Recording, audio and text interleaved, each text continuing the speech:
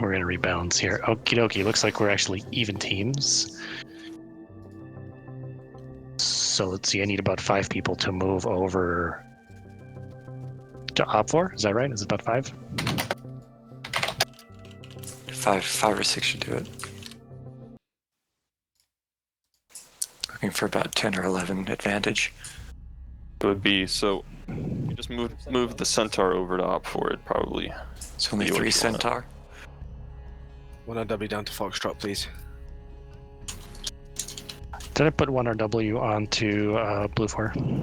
Bears on up 4. You are on Op 4. Got it. Okay. Let me get this community and Centaur to go to Op 4, and I think that should do it. Will do.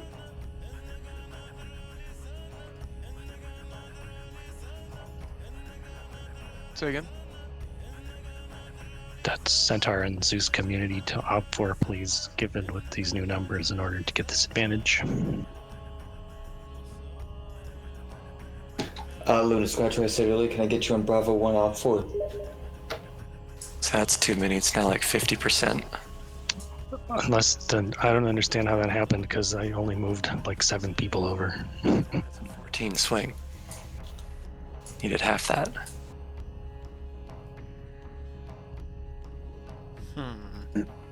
Yeah, whenever you move people over, it'll change the balance by double that.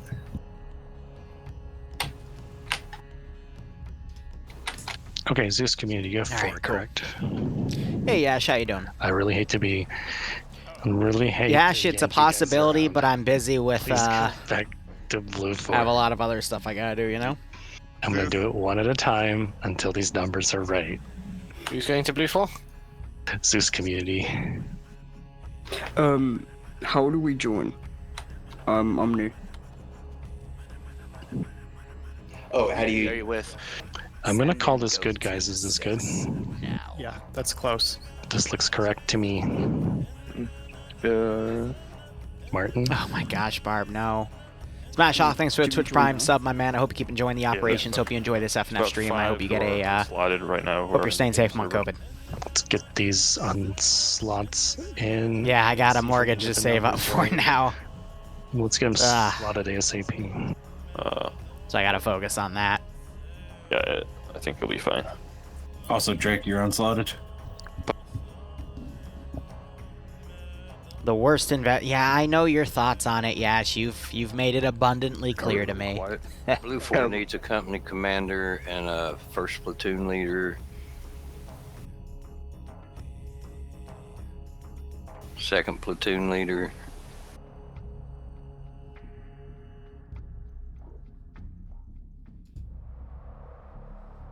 Hold on, let me pass Barb the multi here. All the commands are written out, ready to go. I think this looks good. We have to fix the teams, but Martin, does this look good? I think everybody's pretty much slotted except 1 or 2. I also shoot a copy to Nemesis. Yeah, Finn is on Blue 4. We'll see how things go. Alrighty, we'll give the company commander on Blue 4 60 seconds on the clock to get your team squared away. Alright, teams look good. I don't think we don't need anyone in the golf slots, so we could just take the vehicles. Look at second platoon leader. That's correct. You don't need a. Yeah, I should be the fine. slots. That's my 60 seconds. We do still need a second platoon for blue. Alright, let me check one. There's not that many, is anyone volunteer for second platoon leader?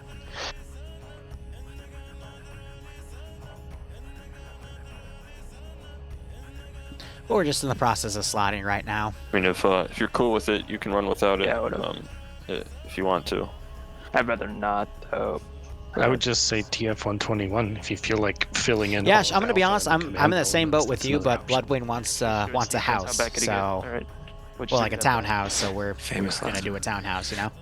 Alrighty, with that, I will give up for 60 seconds on the clock. Cody, this is Homeworld 2, The Keepers, from Homeworld 2's OST. But yes, it does have a very Middle Eastern tie to it, which is why I play it for most Middle Eastern maps, and I'm also playing it for this operation on Don't Nagendahoud. see any glaring issues. Let me just give it one quick check. All is good. Yeah, I'm perfectly fine with moving somewhere where it's like super cheap and I can, you know, Yeah, I'm good. easily live comfortably with Then my we're current good to budget, push but this thing to map screen. the area I live in is one of the most expensive places in the US to live, unfortunately, because it's close to the capital. But Bloodwayne is Greek, and she really values being close to her family. I was going to say, they've not plugged it yet. This is a first. So, you know. It's gonna sneak up on you. Oh, that's my Gotta fault. deal with it. On Instagram, that is Instagram.com. But we are thinking about potentially moving out of the country to Even here. an international that, branch but where her business FNF is and becoming local Patreon. I am not citizens there. A good plug for that, but it Because the exists, US is and a you bit of a should mess. get to it if you can. If you're enjoying. You don't know what? Hello, Players fellow will be human coming over beings, here. oxygen breathers, and Every such. pound you give can help a starving mission. Okay. Let me Or get Canada. to give us the I brief got on friends this in here. Canada. I got friends everywhere, actually. Hello, I am certified mission maker. Here's my diploma. All right. So of course, spawns are indivisible for both. Well, teams, no or shit, the no end one's spawn. issuing visas yet. We're in the middle of a pandemic. Originally, well, there still is a road system that I spent like 3 or 4 hours making with the removed terrain, or Nice. object terrains, and Eden editor. But and it was marked with markers, but the mission reviewers deemed it, I guess, too annoying, I guess, for map viewers. So I guess you're gonna have to just guesstimate where open paths are, where there aren't rocks and such. But it does pretty much go around the map. She does that have dual surround the, citizenship. objective areas in our spawns. Greek and US. What else is there to say? Yeah, Germany it's is a mess right now, non-sequential. Uplink, 3 terminals, yada yada yada. Blue 4 engineers are able to build, as far as I know, unless if they changed it behind my back. And I know, yeah, it's just gonna be like 10 years down the line.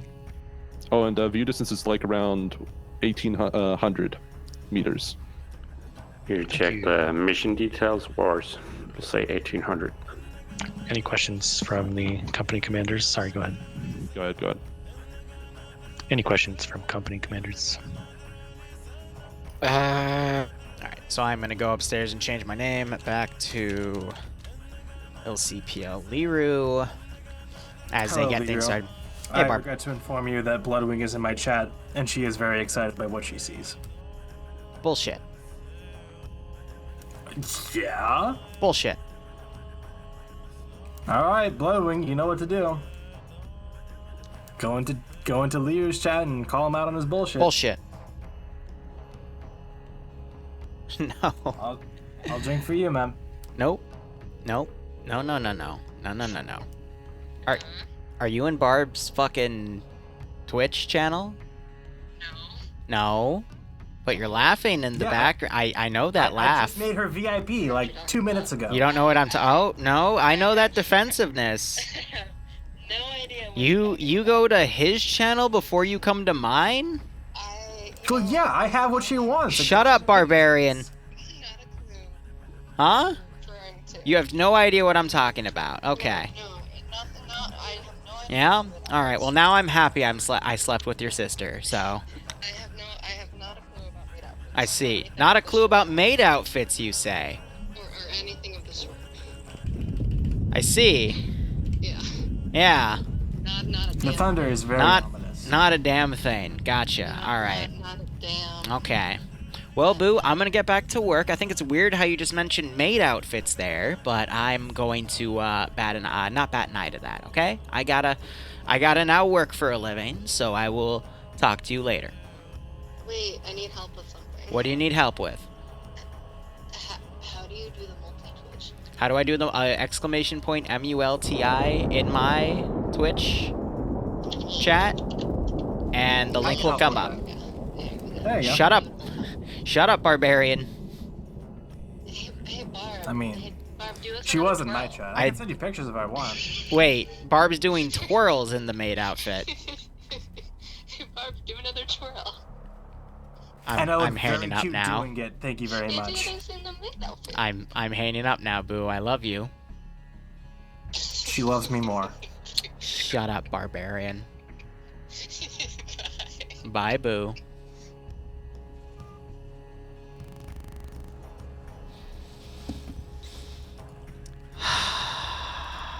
So now that the intro to the VOD is ready, how are you? Mad. You? Happy. Great. Anyway, something I've also done today, which I haven't done in a while, but I've made an administrative decision on myself too, and Dingo can sue me later. I have re-enabled the !F command because attendance was lacking. I've also been told a few other things that I'm not allowed to disclose right now that I'm also scared of. So that F command is staying on there. So if you want to ever join Friday Night Fights, just do !F and I walk you through in that command how you do things. Bassbeard, I blame you for this. I will enjoy murdering you on the 6th for Project 17, aka Liru's multi-community event number 1. But let's go ahead and talk about the AO. Barb, do you want to start with Blue 4, the defenders, or Op 4, the offensive? I am already over Blue 4, so I will start with them. They are using the Croatian, if my memory serves me correct. I used to call it Czech, but I believe it's Croatian. VHS-2 5.56 rifles. Wearing British Multicam, or MTP, and rocking 5.56 with some mini-me's and an M240 and for the platoon level machine gunner. SR-25, aka the Mark 11, marksman rifle in 7.62 NATO. As for assets, they have 2 armored Humvees with M2s and the LRAS laser imaging system. That probably doesn't have thermals, but I don't know at this point. That's been a bit of a confusing topic, but they do have plenty of armor. You can tell by the extended windows and the silver interior of the doors. And they also have a fuckload of unarmored transport trucks and 4 shielded M2 heavy barrel machine guns and 50 Browning machine gun. Big DACA, lots of it. Pretty good kit, except for the fact that, personally, I fucking hate the VHS-2s. Oh, everyone in TSB does, I can guarantee with that.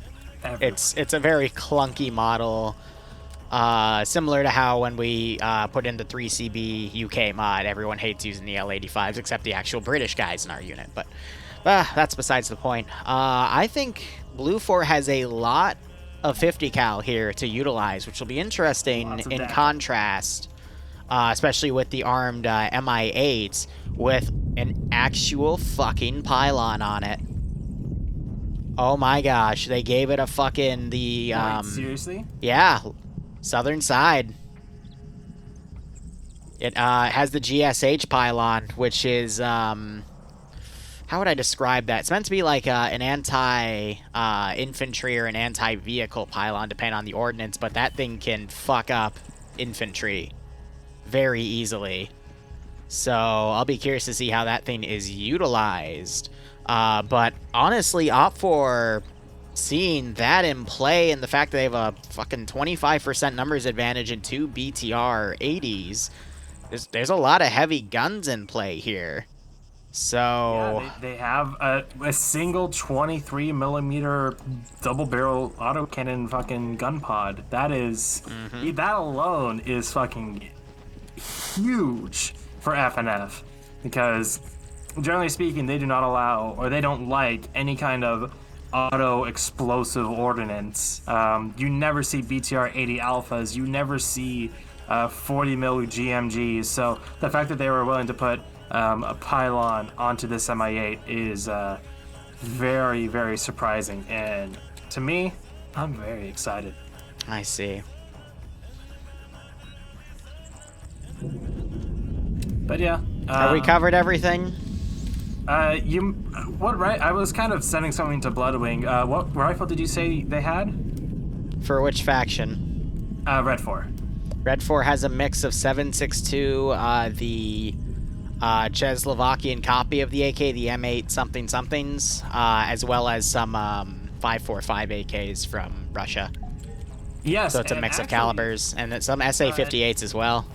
I'm also seeing on Nem, not Nemesis, but Nem, he has an M4, so that's very interesting. But yeah, the Czech AK, I'm seeing some FALs as well. So yeah, a healthy mix of different calibers just to make things nice and confusing. Yeah, see that foul too, 762 still on the plate there, but I don't know. So Op 4 has a big mix of weaponry. Blue 4 though, all with those VZHs or whatever the designation is. Regardless, looking at the number advantage contrast, I think is the biggest thing I see here. Just Op 4 has a daunting amount with all these support assets. I think this will be quite interesting to see how this all plays out. But let's go ahead and cover the terminal sites. Absolutely. Starting off with Terminal 1. Again, real quick, this is a non-sequential terminal uplink mission, so they can go in any order they please. But for Terminal 1, this is a very familiar, actually a few familiar I don't know where the bees are anymore. Prefabs, but not to say that they are bad, but these are... the terminal itself is underneath a big old battle tower at the base of it. In this very nice base with some decent terrain coverage as well. Very nice U shape if you look at the map, with the opening to the north. This being on the southwestern side of the AO, should be fairly decent protection from most attacks, especially with that battle tower overlooking the expanse.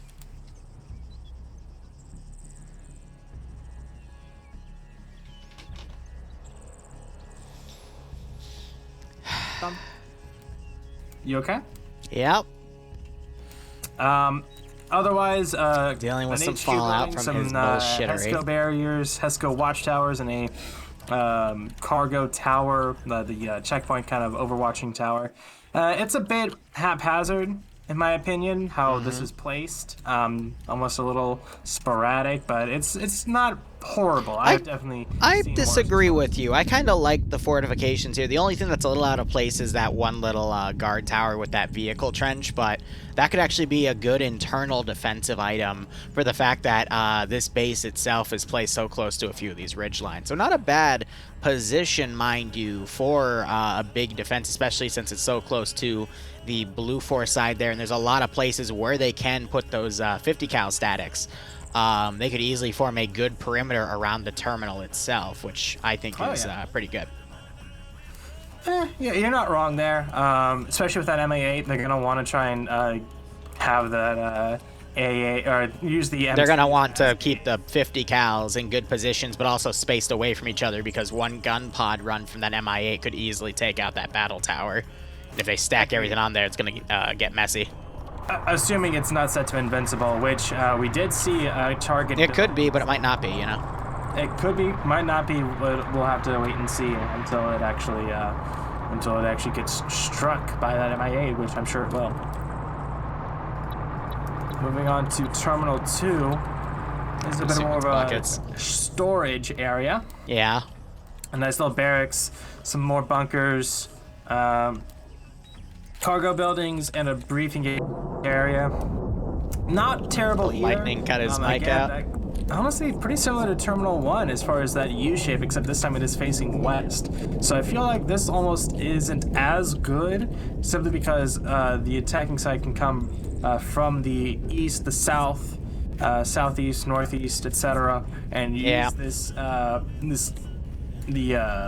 the terrain, sorry, couldn't find the word, but the terrain to their advantage in approaching this area, getting eyes on all the positions, and picking them apart from an elevated surface. It's a similar kill zone to the previous AO. The issue with it is the defenses are a bit more on the lackluster side. In the previous AO, you had some high-facing HESCOs, you had some overlapping camo nets, similar to the guard. The camo guard tower you see on the western side, you had multiple of those, so there was at least some good concealment of units and some cover to back it up. But here it's just there's a lot more openness that would need to be built up on by the engineers with fortify tools. So there's not really a lot to work with in this regard. I could see this being the abandoned objective. The one saving grace area though is the internal perimeter of this giant shed area. You could put some fortifications around that and kind of turn that into like a single squad holding area. but that would require a little bit of extra building, which I'm not sure Blue 4 wants to commit to. We shall see. As for Terminal 3, which we are seeing Platoon 1 HQ and Alpha 1 at, a nice little complex with a big old Blue King advertisement on the side of the HQ building, which is nice. This setup isn't the worst. I find it strange how there's a mix of green and tan cargo towers, the little checkpoint towers, but that's obviously just a nitpick. Small aesthetic. Exactly. Otherwise, not terrible, but again, we are seeing this divot kind of flanked from 3 directions by the terrain. Again, the opening facing west, and the terrain here is even a higher elevation relative to the actual objective than Terminal 2. They're going to be setting up here. I mean, I don't know, this feels like I'm in fucking Tatooine, just flanked by giant rocks, and I'm gonna be waiting for Tusken Raiders to come up from all sides and just tear me to pieces. You know what I mean? Yeah, so here's what I want you to do. I want you to go at the HESCO barriers and go, like, pan your camera all the way down and look around. The one issue I have with this base is if the attacking faction with its 25 number advantage wants to do an encircling attack, which by all means they should, you will always see that no matter what piece of HESCO you use as cover from what direction, you're going to get flanked on a different direction. Now, if you do that same tactic over at Terminal 1, you're going to find that only certain areas you still see part of those HESCO. So there's a lot more cover in this final base that you can utilize on those HESCOs compared to this one, because the HESCOs used at Terminal 1 are a lot bigger. And the terrain is a little more on an incline, whereas the terrain for Terminal Site 3 is completely flat. So it's really hard to have a good piece of security right here. I'm going to be perfectly honest with you. I would just, if I was in the defender's shoes, I would put all of my eggs in Terminal 1. I'd have an internal perimeter, and then I'd have 2 or 3 teams worth build some fortifications on the outskirts, and I would just play this as an all eggs in one basket. But this is very tough AO for the defense. Alpha now is leaving Terminal 3. They're heading back west. We saw some guys going up towards Terminal 2. They haven't quite reached there yet, so I'm sure they're going to be scouting that out and giving a report back to command. That is right the X-ray team for Blue 4. But yeah, for the most part, they are doing exactly what you said, going around Terminal 3. We have Delta and some other teams out on the ridges building some stuff up. We see just to the east of the terminal itself, we see Corporal Firefighter setting up a few watchtowers, and I think, he did just set down a satchel charge on the platform of it, trying to hide it underneath some sandbags. That's very crafty. Wait, where are you seeing this? 018154, those 2 watchtowers on the watchtower looking southeast on that platform, the top platform of it, under some sandbags. There is a satchel. Gotcha. Very, very cheeky, and I like it. So yeah, it looks like that's what they're going to be doing, and I am not inclined to disagree with their strategy here. Of the 3, this is probably the strongest, especially considering that battle tower and the ridges, just kind of, doing what Firefighter was doing, building up along those ridges. I'm a fan. Mission is starting now, though. 15 minutes already passing. Jeez. So if I was on, another strategy I would use for Blue 4 with these 50 cal Humvees, especially with the command camera on the top, I would put these things on ridges and I would go hunting for those BTRs. Because if I can take those BTRs out early and not have to worry about that 14.5 millimeter just suppressing my bases, especially since this is a defensive, I would be in a much better position to let the static 50s do their jobs. Furthermore, another thing they should go hunting for is this MI8, which is taken off right here, or it can be used to try and come in and counterattack some of the forces that are pushing from base. And when I say that, I mean not for spawn. Quick note, inside that MI8, we have the H1 team, which is the pilot and crew, meaning the PKTs on the left and right side, as well as Foxtrot 2, which I'm not entirely sure what the Foxtrot 2 designation is specifically, but they just seem to be a 3-man fire team, as well as the Red 4 X-ray team, which is the marksman team, with I believe Pads as the marksman itself. Yes, Pads actually has an M24. That's very interesting. But that is who is inside that MI8. So looks like they will be trying to deploy them somewhere way far off to the south and have them move up on foot. All right. Otherwise, yeah, everyone's just kind of going west. Did we have an accident? No, they are just... Gash, is there anything wrong with the audio? Bloodwind's telling me there's something wrong, but I think it's just her side. Otherwise, he would have yelled at me. Yeah, so Op 4 was stopping short to see if Blue 4 was going to try to do any rush attack or try to fortify anything proactively. So they're now going to push up forward, seeing that nothing's wrong. We still do have like a bit of Blue 4 on the other 2 terminal sites, I guess, to set up a bit of a proactive defense. Really just a stall. But if these 2 M2 Humvees are going to stay in the rear, there's not really going to be anything that the Blue 4 defense faction can do against those BTRs when they come up. So it's a little worrisome. Looking around real quick. You good, Blood? Your mic cut out again. Of course. Hello? Yep.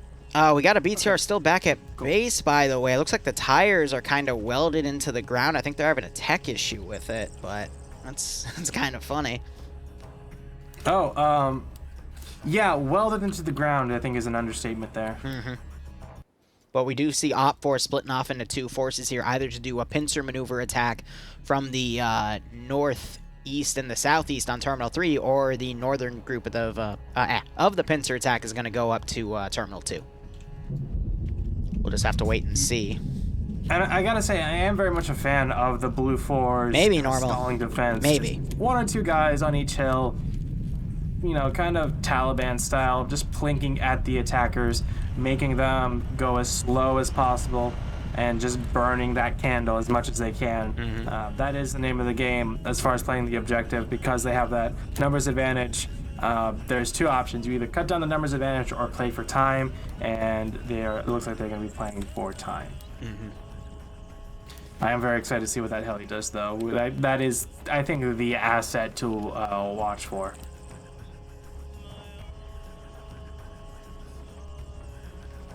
Now we're seeing the groups kind of get closer with you. Actually, I'll BRB 1 second. Ah, gosh darn it. Sure thing. Hopefully Bramble isn't scratching your balls again. Otherwise, yeah, one of the Humvees is to the east of Terminal 3. And I'm trying to find the rest of these M2 statics. They are just really not making themselves apparent, which is, I mean, good. If even the commentators can't find them, they must be pretty well hidden. I'm just concerned about them not being utilized correctly to deal with those BTRs or the MI8. Speaking of which, the MI8 is now coming around the southwestern side of Terminal 3. Still a good click or so out, but it's way up there, actually. Jesus. I wonder if they have parachutes. They're going to try and paradrop down onto the point itself. Yeah, they're so high up, you can't even see the ground. Very interesting maneuver there. Going as high up as they are. But I'm sure they have the reason. Oh, yep, as I said, they are coming down in a parachute formation. Stanners, Fuzzy, Bacon looks like. Lots of Foxtrot 2 and X-Ray dropping down to the northwest now of Terminal 2, but they kind of dropped a little late, and they're being dragged by the momentum of the helicopter. Yep. Yep. So we have Kolak is a solid 700, 800 meters out. Farther south is going to be Mountain at, let me see here, about a click and a half out from my calculation. And yeah, they got to walk ahead of them as soon as they land. It might not be as effective as they thought. Some of them did wait till they got close to the ground to put up their chute, which is fair. But unfortunately, Nuzzy has been spotted out by Bravo 1 for Blue 4. That parachute, a striking color against the dark sand, or darker sand at least. He's already putting shots out. Exactly. He has been caught out at least somewhat, and he has been hit as well. Nuzzy seeing some blood on the ground by him.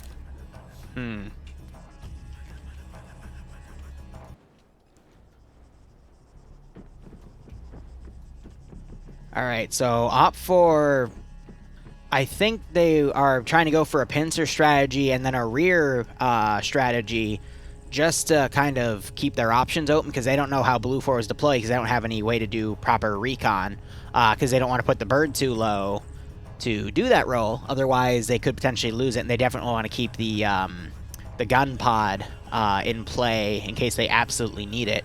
So the pincer attack was coming in to see if Terminal 3 or Terminal 2 were the strong sides, and if they were, the paratrooping group could go for Terminal 1 or Terminal 2, depending on where Op4 found the main Blue 4 defense force.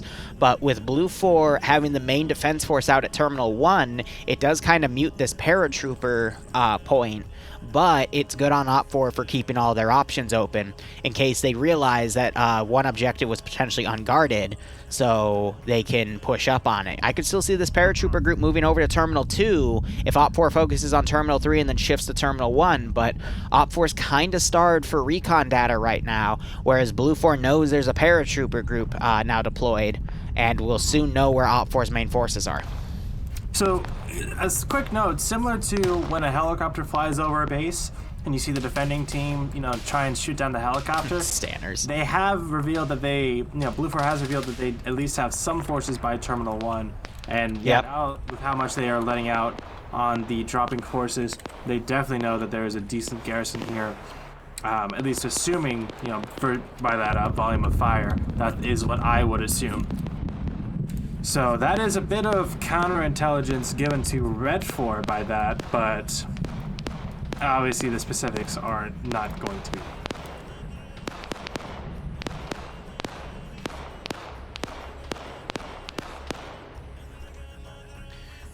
So, fun fact, just because Bloodwayne is in a conversation with me about it, you can't stream Hoonie Pop on Twitch. It is on the list of banned games, I'm afraid. That is, yes, that is. However, I did see Remy streaming one that was very raunchy last night. So that was, I forget the name of it. It was like Joker something. Okay. I don't know. It seemed like I'm gonna stop talking there. I feel like I should stop before I dig. All right. You do you. Okay. Just. Are you saying I should follow what Remy did and we should start streaming some random lewd shit once in a while? I mean, what is this?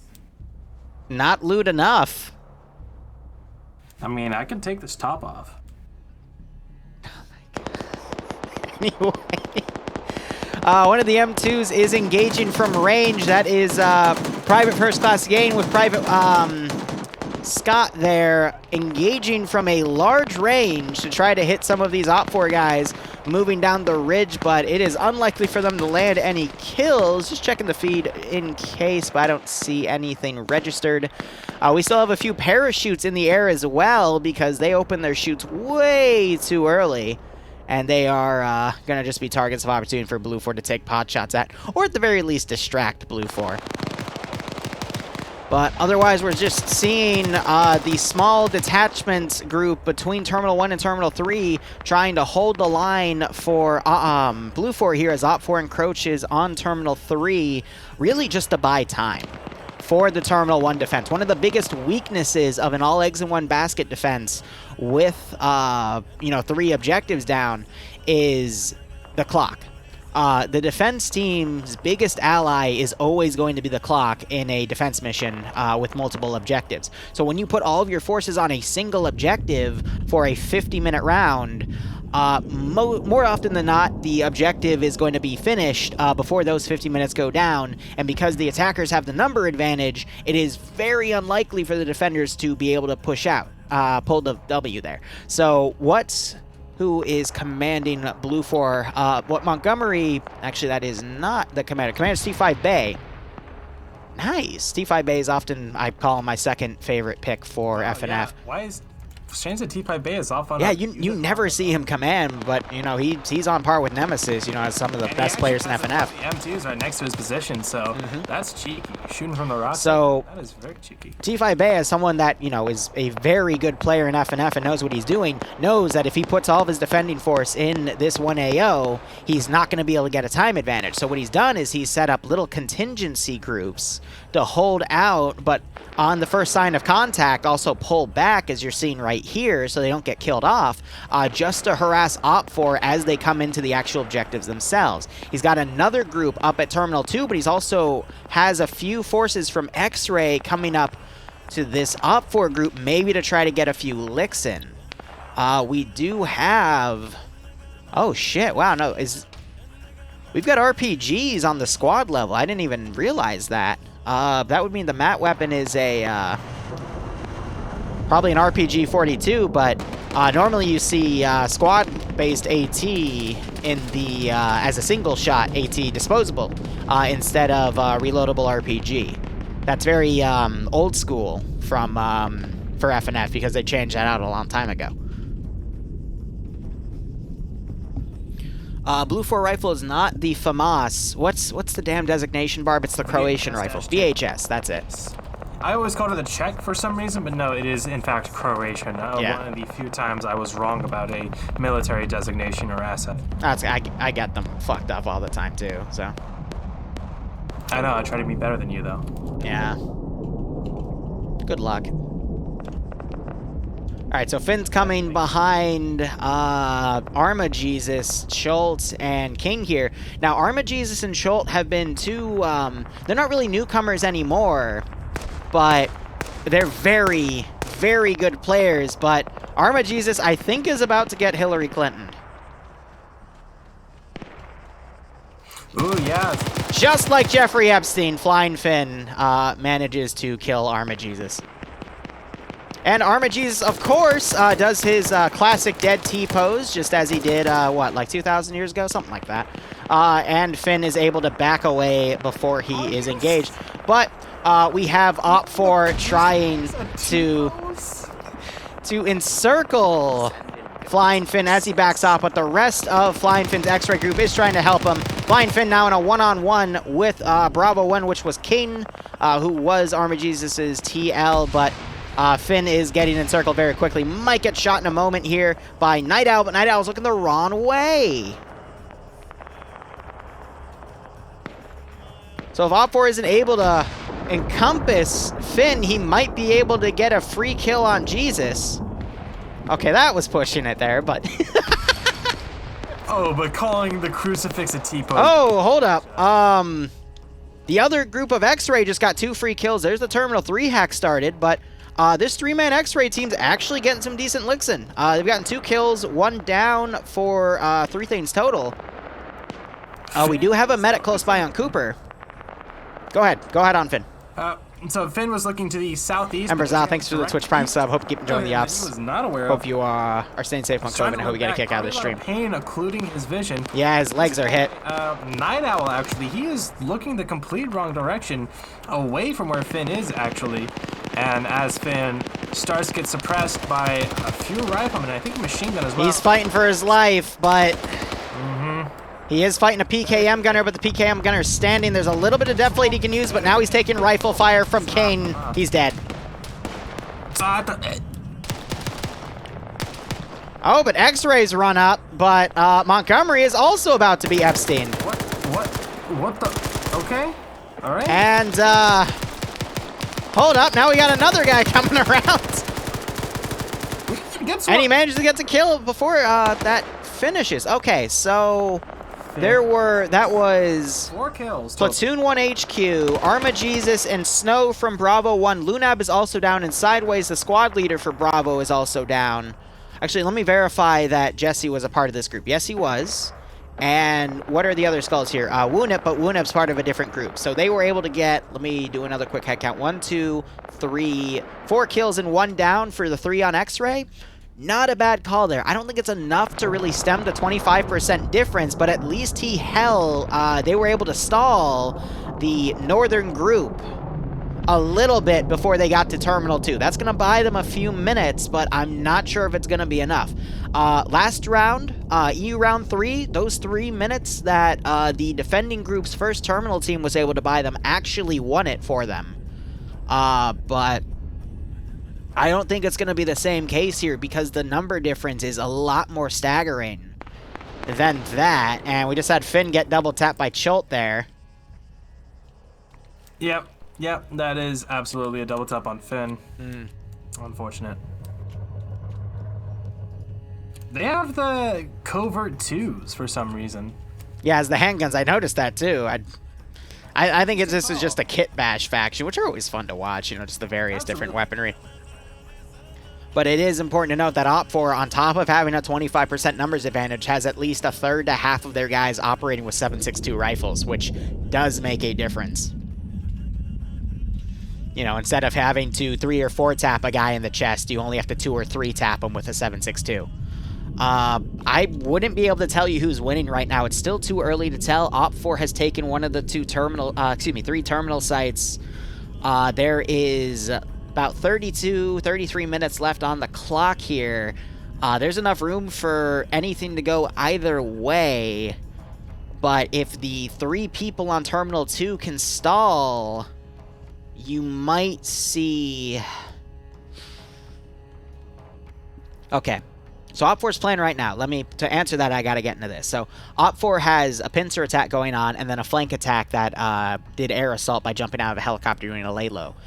They have divided the forces from that air assault because they're still trying to figure out where Blue 4's main force is. So they've got one group heading over and one group heading south. While that's going on, Op4 has done a force split here. So where Blue 4 can win more time is if these 3 guys can stall this northern force, which is already taking casualties because of Blue 4 X-Ray, which is their marksman team. If they can further stall this group, while this southern group makes its attack on Terminal 1, which is where Blue 4 is the most fortified, with 2 M2 Humvees and 4 static M2s, then this defense force could overpower that other pincer and that half of the recon group that jumped out of the helicopter for Op4, and then be strong enough to also fight the other half of the pincer. Now, if the northern pincer overpowers the 3 guys at Terminal 2 and quickly moves in to do a flanking attack on Terminal 1 while the southern pincer for Op4 is in full swing, they could overpower the defensive force on Terminal 1 by getting up on these high, what would you call these, Barb? Hills, I guess? Ridges? I don't think they're steep enough to be ridges, but you know, for lack of a better term, let's call them ridges. These ridges overwatching the terminal site and deliver some really nasty enfilading fire. Even though there's some really thick HESCO barrier protection here, and there's a lot of places where you can hide that puts you away from most of the ridges here, just having all of those eyes looking down onto the base itself could be problematic for Blue 4, especially since Op4 started this with a 25% numbers advantage. So really, this could go either way. It's still too early to tell.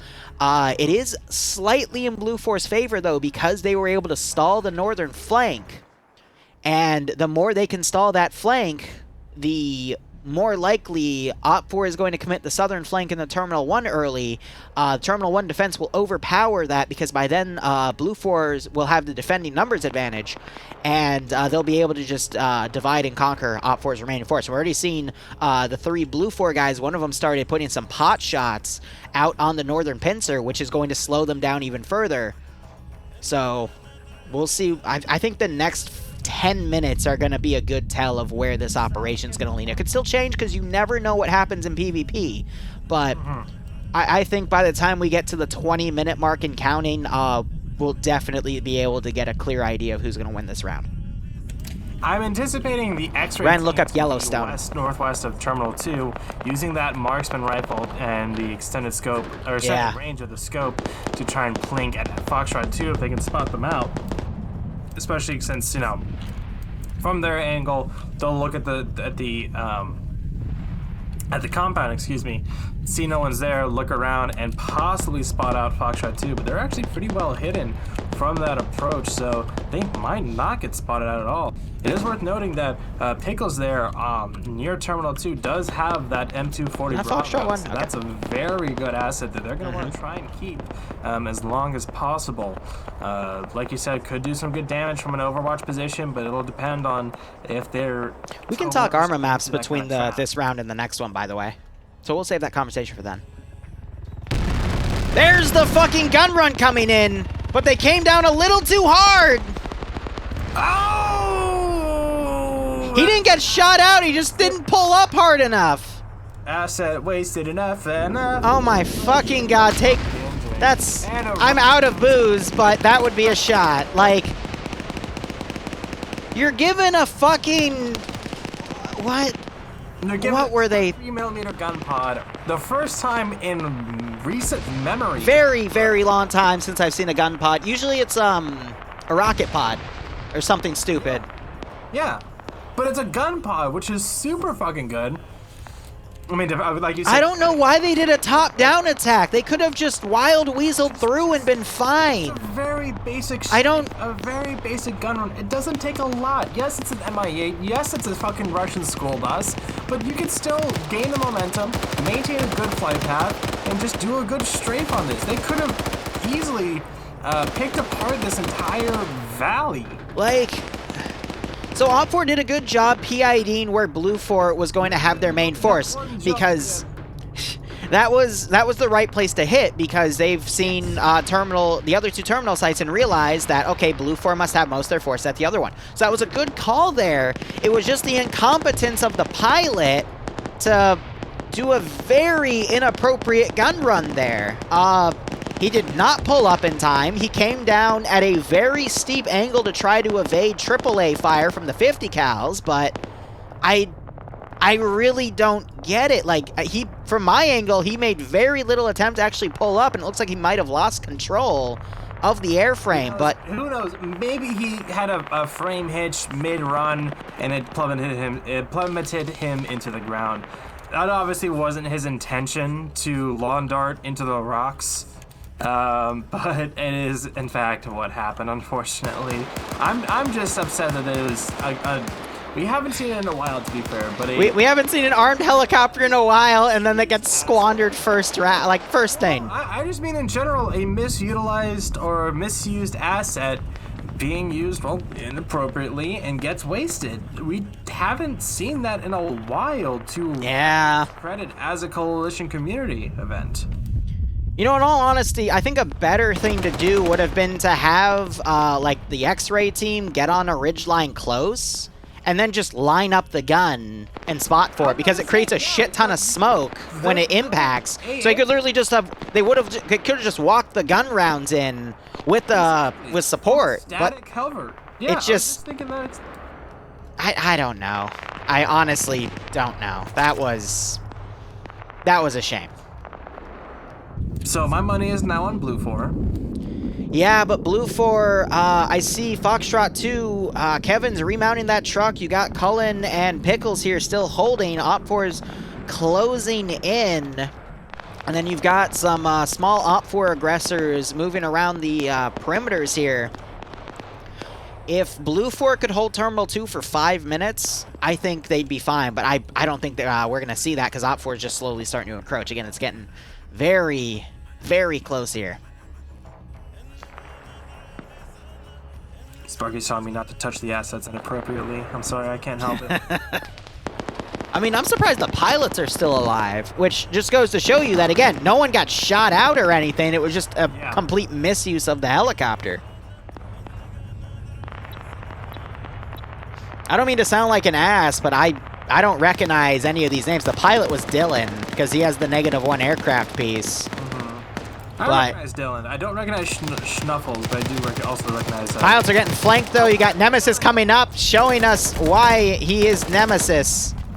And he is able to dance around the gunshots given out by the final guy, Schnuffles. But Nemesis on 2 kills. He's looking for 3. Quickly spraying Schnuffles at head level. Got a few shots, but no, nothing really too bad.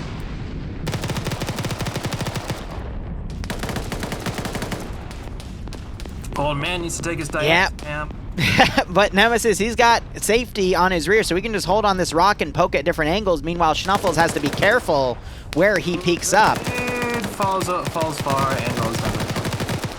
And more shots on... Getting close either way. He hasn't gotten down from this. I'm not seeing any blood on the ground by Nemesis, but it could be because he's on a rock. Well, the blood is going to go under, and there is blood. But, Yes, yeah, he was good point. just got the third kill. He did. He very much did. I love what I was talking about in the EU rounds that I haven't seen Nemesis do too much in the past few times, and now he just, comes up and sweeps 3 pilots. Never mind, Nemesis. I'm sorry for doubting you.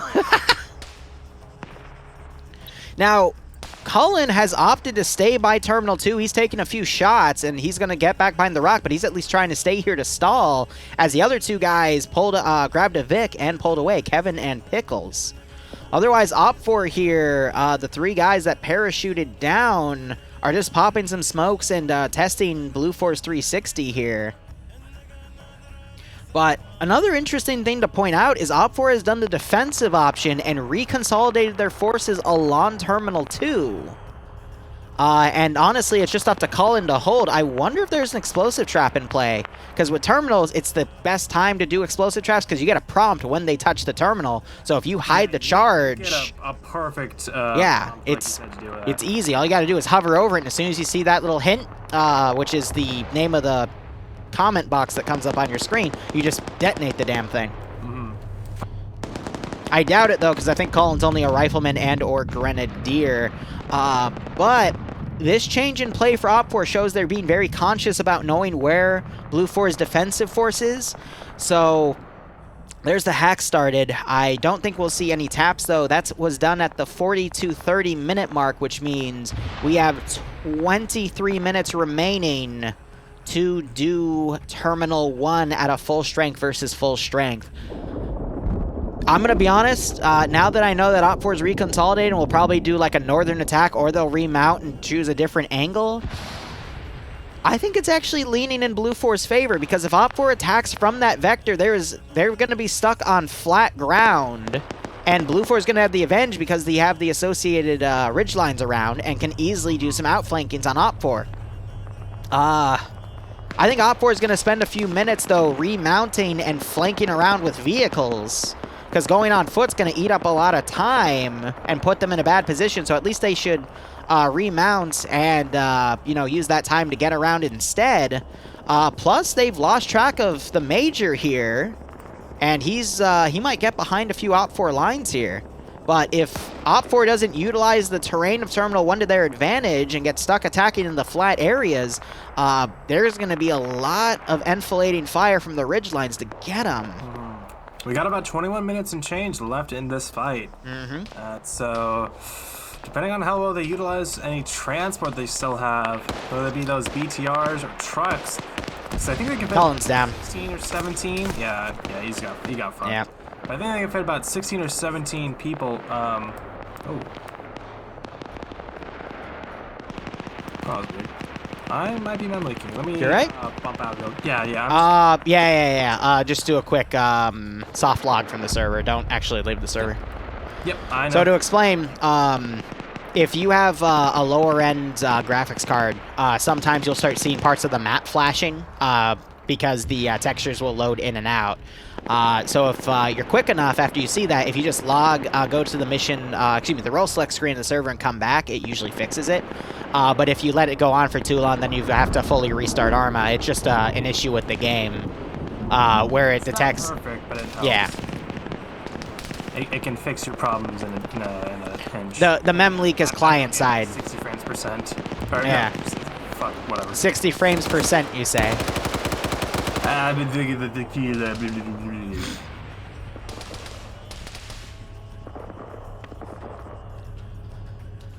All right, 20 minutes in. Based on what I'm seeing, I'm going to say Blue 4 victory. Simply because Op 4 is going to have to spend another 10 minutes maneuvering onto the site. The 5-minute warning is going to be called in less than 15-minute warning is going to be called in less than 5 minutes. That's going to force Op 4 to rush. And I think Blue 4 is just too heavily entrenched here to do anything. Maybe Op 4 could do a Thunder Run and catch Blue 4 off guard, but this valley to the north is a kill zone, and Blue 4's got a lot of assets overwatching. However, I will say in FNF, I have seen the attackers do a really dumb thunder run, and it actually works. Like staggering amount of times. I'd say it's 50-50 if they thunder run it. Which, again, shouldn't be the case, but I've seen some crazy shit in this in these Friday night fight ops. Now, the one thing Blue 4 needs to do to counter a thunder run is deploy their 2 M2 Humvees that they have on the sides. Thunder run. Yeah, to basically just stop the thunder run in its tracks. If the BTRs try to thunder run it, have the Humvees drive around and take it out, because they can use its speed to basically drive faster around the BTR 80 than the BTR turret can turn, and all they have to do is just fire where the gunner is, which is just under the gun, and they can easily take the gunner out. And then a few 50 cal shots to the rear will kill the engine. But this movement on foot is really scaring me. I think I'm seeing some people start to form up on a BTR, though, on the eastern side, but it's not going to be enough. I think we're going to see Op4 rush it when we see that 15-minute warning called in a few minutes.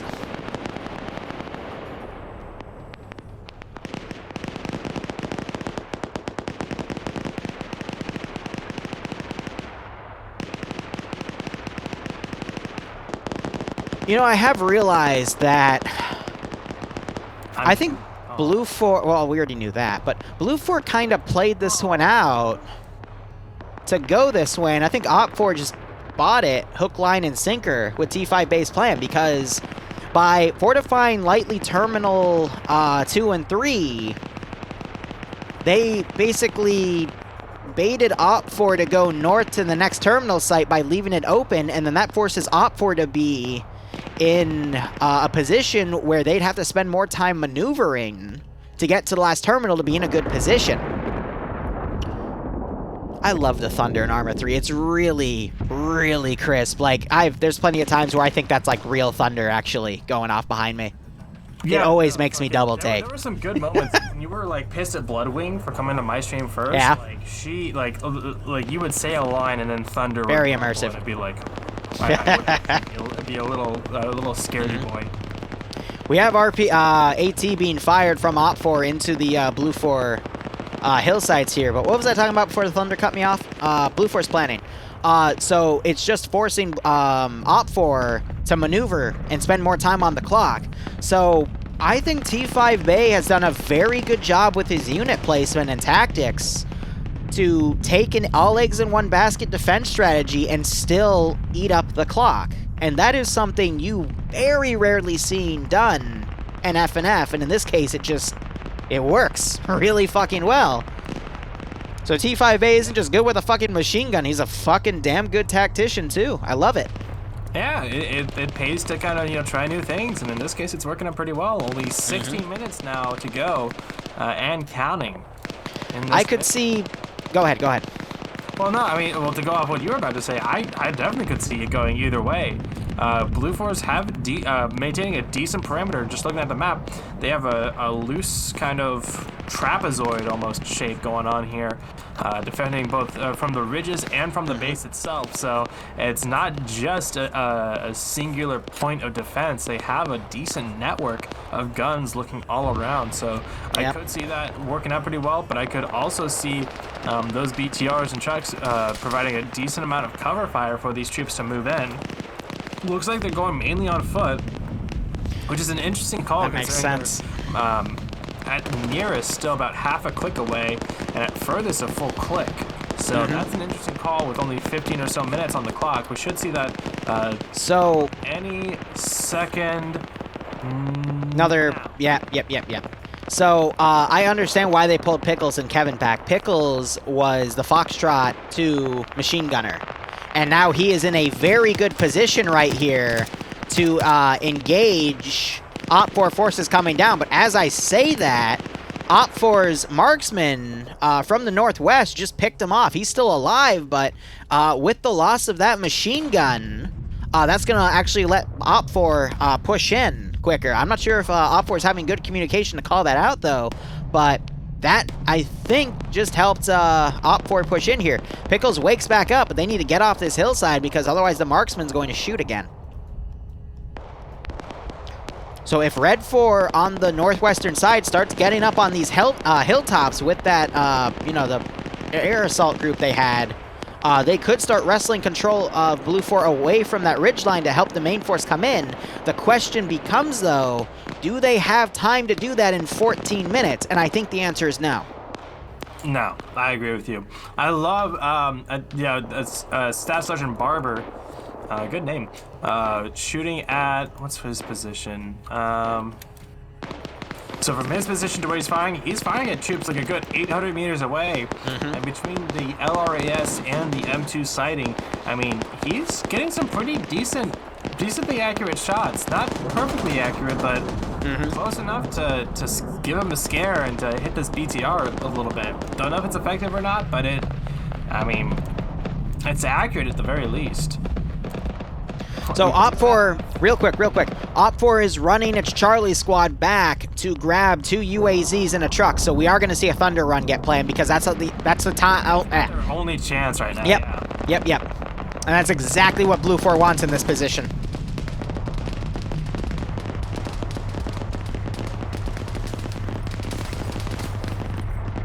One of the Humvees just took a shit ton of fire. That was Staff Sergeant Barber, as you mentioned. The BTR actually just got a lot of nasty shots on it. Looks like Foxtrot 2 for Op4 is trying to deliver some enfilading fire on his position. The shots are going a little high, though, unfortunately.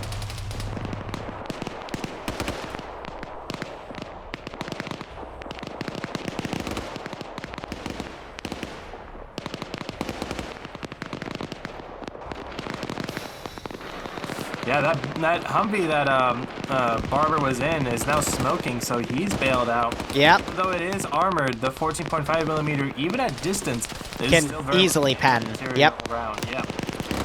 That's actually really good for Op4 here because that limits Blue 4's response to only a single Humvee. And with those 2 BTR 80s overwatching, you might be able to see Op4 just barely pull this off because all they have to do is run in there and touch the terminal.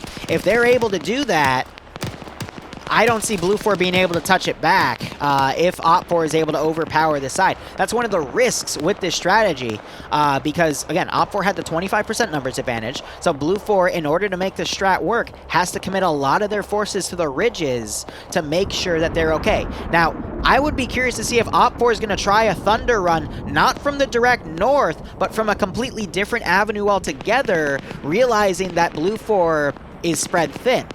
But that is going to have to be up to a guess by Pierce in order to make that call. But Pierce has commanded a lot in the past, so I would assume he would be smart enough to make something like that. As I am seeing the weapon squad take 2 UAZs and head down on a different angle. They could potentially come from the west or the exposed southern flank. The issue then becomes, though, is Op4 going to have enough time to get to that terminal with all these forces encroaching slowly? Because we are at the 11-minute mark. It's going to be a nail-biter here. Maybe. I think the defense is going to be strong enough to deter any kind of Thunder Run, and if not deter, then punish. Sorry. Well, so I think... Hold up. Nope, Charlie's dismounting early. Way early. Oh, because they wrecked one of their fucking UAZs. Oh. No! I mean, and there's a lot of them that are crippled. I don't think they're all going to be able to fit in that UAZ, though. I think they're going to be, So they got one more... One short. One short. So, sorry, War Dog. You get to walk. See, the one issue with Op4... the one thing Op4 could get here, though, is, another attack like that could force Bay to consolidate forces away from this large infantry push to the northeast over to deal with the south, thinking that Op4 is putting reserve forces on his rear. And in that thin stretch, that might be enough for the northern group to push, but again, with the amount of time left, it's very unlikely. I think so, too. I think it's almost guaranteed for Blue 4 to hold this off. 9.5 minutes for time. Really worked well in doing that, the delay and just burning the time, burning the clock as best they can, and it's worked out well enough. We've seen it before where certain players just don't, they play more for kills and not the objective, or they don't play the objective, well enough, and their defense just falters. So it's good to see something like this really work out in their favor. Yeah, so we're seeing Alpha 1. I think this is just Paladin charging up with a Blue 4 Vic. He's trying to get on this ridgeline on his own. He might be able to get a jump. Nope, wait, he had a second guy in the cockpit with him. Lack of a better term.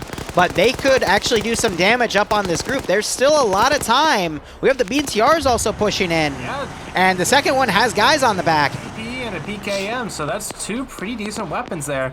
And once they come across this, they should be able to poke underneath this watchtower because they built it kind of improperly, and also hop up on there. One guy Bluefor's trying to get some AT in, but called out. Charlie 2, look at the damage Charlie 2 for Op4's doing on the top of this battle tower. 2 down. The lava nades over here with Alpha 1 into this little pocket, but someone just came around the side and killed the leader. And yeah, there's 3 guys down on top of the BTR. I don't know why they got on top of the BTR instead of inside. All 4 of those guys are down. But yeah, one guy. There's no one to dismount now. Yeah. Those are to be expected in Thunder runs. It's just very, very costly at times. It's a matter of desperation, and it shows, honestly. Yep. I hate to sound as as it is, but like, that's absolutely what this is. It's a play for desperate times calls for desperate measures, and Blue 4 was ready for it. They've had all this time, as long as the run's been going on, they've been able to fill in the gaps of their defensive network. These BTRs are peppering 14.5 millimeter on top of the tower, but Blue 4 has backpacked the M2 static to make sure it doesn't get destroyed for potential use later. And you got elements of Charlie running from the south, but they're trying to take fire. Bay, I think, was just trying to pick them off. Which I can't even find. No, actually, he's on the different side. Never mind, he's hiding so he can continue commanding. And Blue 4, you're seeing a few guys popping smoke to actually get back to the compound to try to close the distance here. We also have some footmen close to where Charlie's pushing from, and they're going to try and drop him. But you got 2 elements of Charlie 2, 3 guys in Charlie 2 Op4. Thunder running on the rear.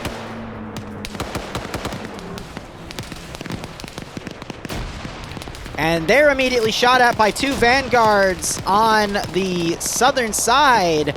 But the range is a little too great here. And you got Patriot charging for it, but he is taken out by Tekic. Blue 4 might just have enough here. It's into the compound.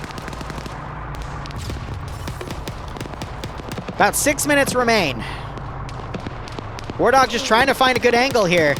Yep. He immediately takes fire and is dropped as soon as he leaves by Cool Breeze, but Cool Breeze did not get the kill. Sit up him. Gets fucking... Pickles, though! The fucking building explodes, killing Pickles and his battle buddy. Gorski running up, managing to get a kill on... I think it was Tekkit right there. Got another Op4 player in the zone here. This is CF. He is on the multi, by the way. And we're seeing explosions go off on this battle tower and on traps. Oh, that was one. CF got hit by his explosive trap. He's down. Probably not going to get back up. And you have Gorski next to an explosive charge. He just got picked off, though. BTR just took a Moz hit. Op4 is desperately trying to touch this terminal. And Blue 4 is holding fast, but casualties are heavy on both sides. This is Op4 commander now. Pierce 5 minutes. Leading the way. Op4 still has time. Pierce has hopped the wall. He does have a decent angle on these 2 guys, but they've actually pushed out. They get one. Yep. One of his buddies is taken out. Pierce now coming around trying to cover. Grenade going over. It's a bit too much. But you've got members of Blue 4 from both the ridge and the tower firing down, killing Pierce's other battle buddy. Op4 still has Mito on the other side. Yep, here comes Nemesis coming around the side by the burning BTR. Gonna get Nemesis on 4 kills. And takes Pierce out, but trades. That was his 5th. 5. Yep. And you got this other Op4 group with the other BTR. They could still move in. There is time. And Mito is still in striking position. Yeah. And there's Op4 guys now. It's X-Ray coming along the rear of the ridge here. They could stop this Overwatch Blue 4 group. It's close. He said he tried to defuse a satchel charge before it blew up, and he was too slow. He was nice defused when it blew up. Oh my. Mito getting shot at from the Blue 4 Overwatch and is taken out. Yep. Blue 4 need the X-Ray group to come in and clear this ridge side to alleviate Op4 to come down. But there's still this other ridge group. You got Edwin trying to take guys out, but he is being covered from the other side of the ridge. He puts some bullets down. He's unable to get Herb, though. No way. 3.5 minutes. No way. I think the Blue 4 defense here is just too fucking great for Blue 4 to overpower. Most of that ridge, though, on the western side is hit. T5 Bay found a 240 Bravo. He's now looking around, trying to cover. But you still have Blue 4 overwatching the eastern side, but they are getting suppressed. RPG's going up on that tower. That tower is set to invincible, by the way. It should have changed damage textures with all the explosives that have gone off. We have total conscience and striking distance, but we have a really cheeky play by Wise here. But he opts to bandage. Could that cost him? 3 minutes and counting. Less than 3 minutes. Conscience trying to engage someone else. Underneath the cargo tower gets one actually. Yep. The other guy gets him. But Wise is able to pick him off. Steel with the cotton in his ear. 2.5 minutes. That headwear he's wearing is actually... Oh, that was a dirty fucking angle from the top of the battle tower. Yep. Firefighter still flanking the remaining Op4 forces coming in.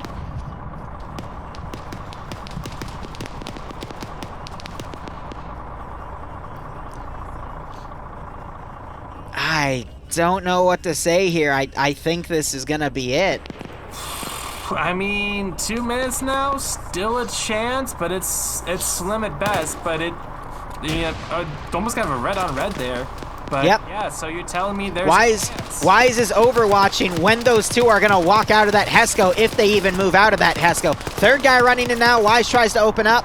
One of them gets knocked out. That was Koak. And Op4 doesn't have any other forces to come down into the AO in time. 1 minute, 40 seconds. Wise is now gonna not wait them out. Instead, he's gonna come in and breach with his machine gun. Knocks one out, but gets knocked out by the last guy. Mass on his first kill, but then he gets a headshot tap by the man in the tower. That was Cool Breeze, who is, he's on -2 kills and a negative vehicle kill. Oh, right, I know why. Because he blew up the truck, and that truck killed 2 of his battle buddies next to him. So yeah, he blew it up with an explosive charge, and that's what killed the 2 guys next to the, on the northern side of that blown out HQ building. So that's why he's on -2. Yep. But that's GG. 4, by the way, with that GG. 240 Bravo on the roof of the battle tower. 4 kills. Did he just get a 5th? No, he's on 4. But that is going to be it. 40 seconds to go, and there is no one even near. Mountain is... He's got in the Humvee. His battle bay just got shot. He's in the turret now, rotating. And Command is going for the headshot there, and he gets it. Wait, no, that wasn't... Oh, I thought that was... Is he... Okay, no, I guess, Maybe he's down? Oh, there... Yeah, T5 Bay is dead. I thought he was still up there. I didn't realize someone else was still up there with him. But Catch getting, that's his 3rd kill. That will be his 3rd. He just can't get the double taps on it. Just hit the head. Come on, buddy. He's the head. Yep. The head. The lid. The road. The lid. The road. No, that's your magazine. The lid. Road. Fisher. Oh, there we go. There's his 3rd kill. He turned into fucking Play-Doh. There's his 4th kill. All right. There we go. But yeah, no, that was an exceptionally good defensive play by T5 Bay. Pierce did his best, but his flanking groups were not able to take care of the ridges in time, and he just walked right into where Blue 4 wanted him to walk into, and that's what got D5 Bay for Blue 4 the W there. Definitely. Big ol' heckin' dub for Blue 4. Well earned as well. Came down to the wire like we've been seeing, and that's what we like to see. All right, that's about it. Let's go down for the next round. Mm-hmm. All right, we're waiting for the mission to transpose. We're going to have a small intermission here. I will also talk about maps afterwards, but we have to set up the new commands. Who was the person I had the 1v1 slugging match with at the end? You got to describe it more. I was. We were on the rocks outside the objective, and we just trying to Top of the look at tower? each other and started spraying. I think it was Herb, where you like got a 2 Hesco, 2 Watchtower kind of thing. No, this was like outside the objective completely. This was Yeah, we'll talk maps. Just give me a second to change my commands. Just spraying. It's Martin here.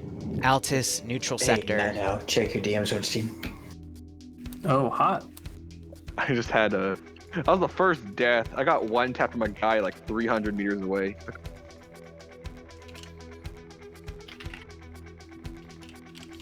Well, if you guys have any recommendations about the mission, then my DMs are open on Discord. It's Greg likes. More M240, please. Okay. Less random AKs. Gee, like CSC has 5, I believe. Yes. I got Do you want to put them in, or yeah, there you go. Martin, are you running your little tool again? Like that. Can you put 1 or W on Blue 4 this time? Not all of my guys do, so It's for the first time in 6 rounds. if you guys have done 4 rounds of Op 4 today, I think we can find a spot in Blue. Alright, looks like everyone's still streaming. You'd go into your profile and your settings. To be on that side during EU round 3. Alright, I'm going to jump up to Casting Couch and mute myself. So, let's talk maps. So, American-styled maps. So, I know, like, if you want actual, like, American-based stuff, there are a few small maps, such as, there's a Florida Keys map, which is just a small stream of islands off of Florida. That's actually pretty well made for what it's supposed to be. You have a Yellowstone map, which, like the Keys map, is small, but it works for what it's supposed to be.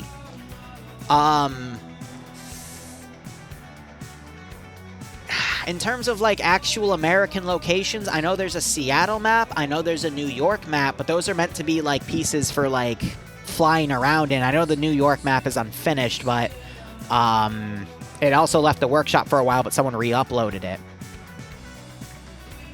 But there's usable things there, but there's not really any good American terrain, because no one's really made anything with it, you know?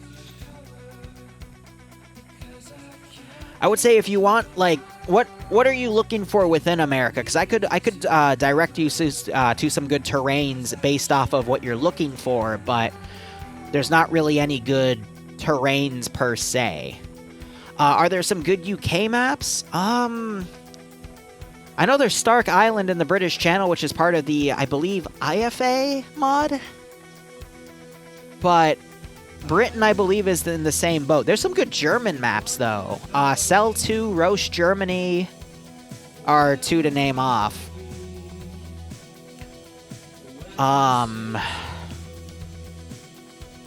then for French maps, there's GOS Leskovitz. At least I think it's supposed to be modeled for, like, a French thing.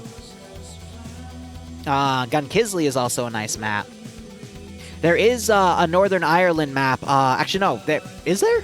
Because I know there's a Scottish map, Mull of Kintyre, which we had for a while in TSB before we rotated it out.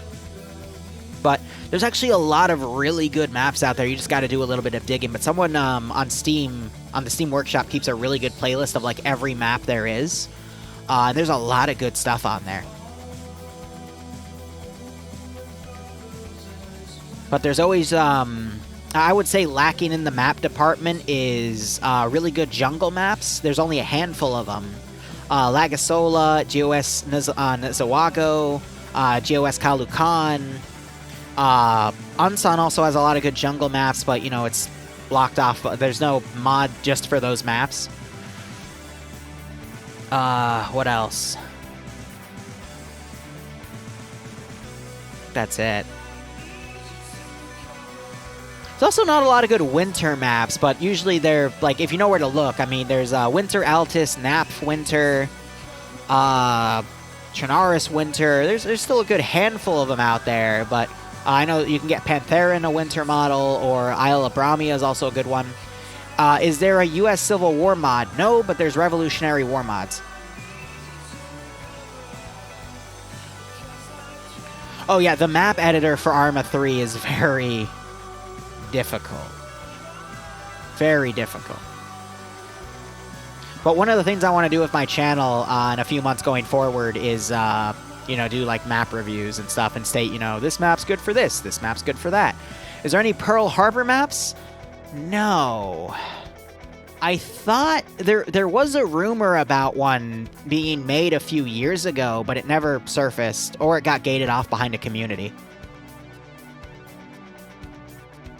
There is Wake Island, though. That one is actually pretty good.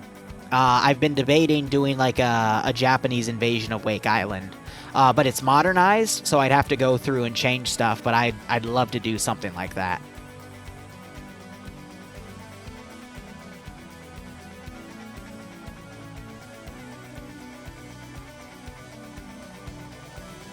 But I do intend to do like a naval invasion sort of thing in World War II for both Japanese forces and American forces, but that's going down the line. I think after this stream we'll go into some mission development, because I do want to start finalizing the mech op for Monday.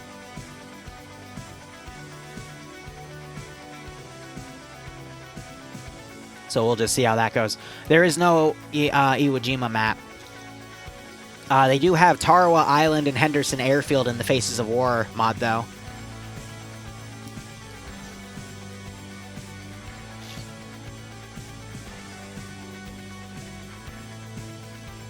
There is, if anyone knows the anime Gate, 2D pointed out to me that there is not a Caesar's Legion, that's the fucking Fallout faction. There's a Roman Legionary mod out there.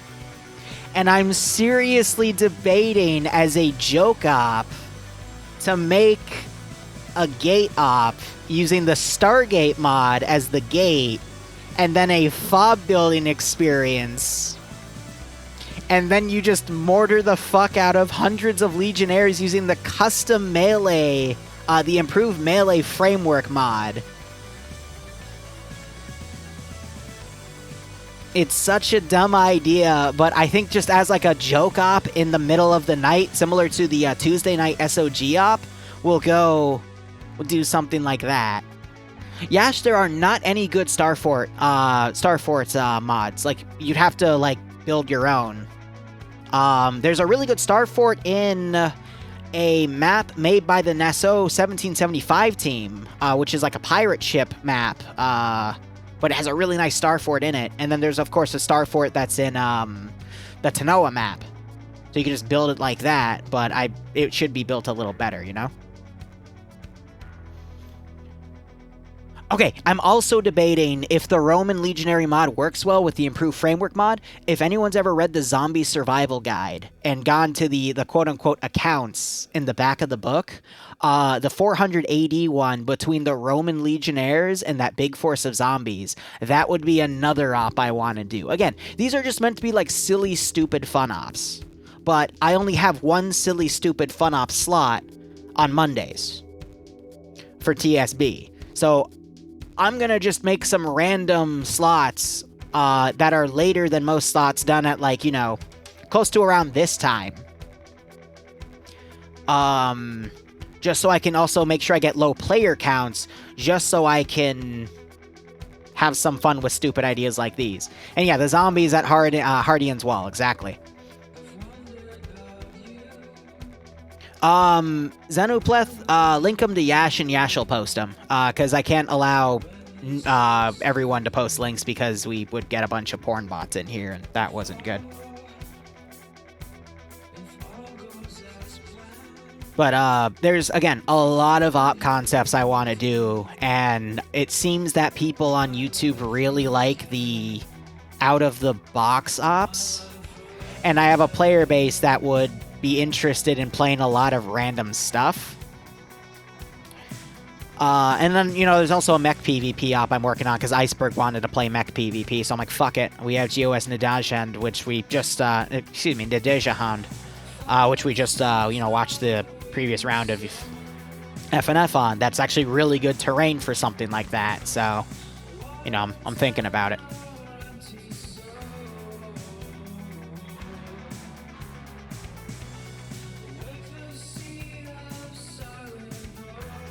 I know, Ice, that's why it would be done late at night, like around this time, but you're not going to see, I don't think you'd see any PvE community out there doing mech war, because those things are overpowered as fuck. They're meant to be played alongside with, like, vanilla NATO and CSAT, at least the HMCS one. The other two were actually made by the same developer who makes the mechs for the 40K mechs, which is why you saw that ladder script come out, and I commented on that video from a few weeks ago, hey, this is the exact same script from the fucking Titan Warhounds. And then Gorechild, who's the dev lead for 40K, he's like, oh yeah, no, it's because the dev is the same guy. I'm like, oh shit, that's cool. If only there's a dragon mod for Arma 3? Yeah, no, that's... I don't think you're gonna get that, man. Unfortunately. Legionnaires discover mech. See, I am trying to find the source of... There's a picture of 2 Legionnaires with an MG42, and I'm trying to find where that's from, because I'm pretty sure that's from Life of Brian. Monty Python, that is. Let me actually check my chat real quick in the Altier private chat.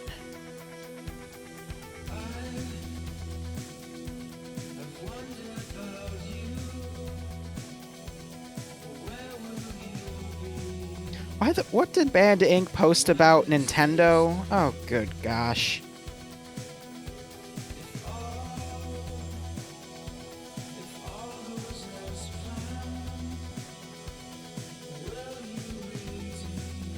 One second. What did he do?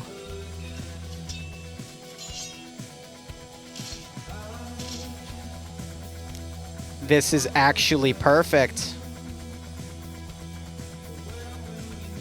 He has a video of a Legionnaire using melee stuff.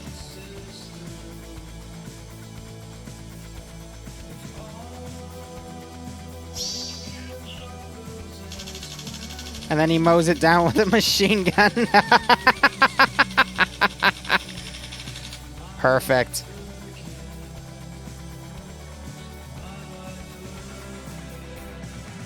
That is... I don't need to test it for possibility testing now, because he just has a video of, boom, it works, and he released that today.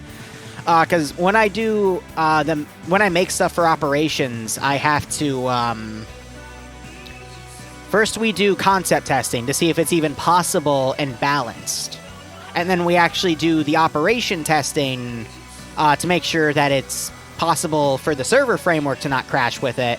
And then we make the mission file, and then we do last-minute balance testing to make sure everything's fine. So there's like 3 different ways of testing when I get into new stuff.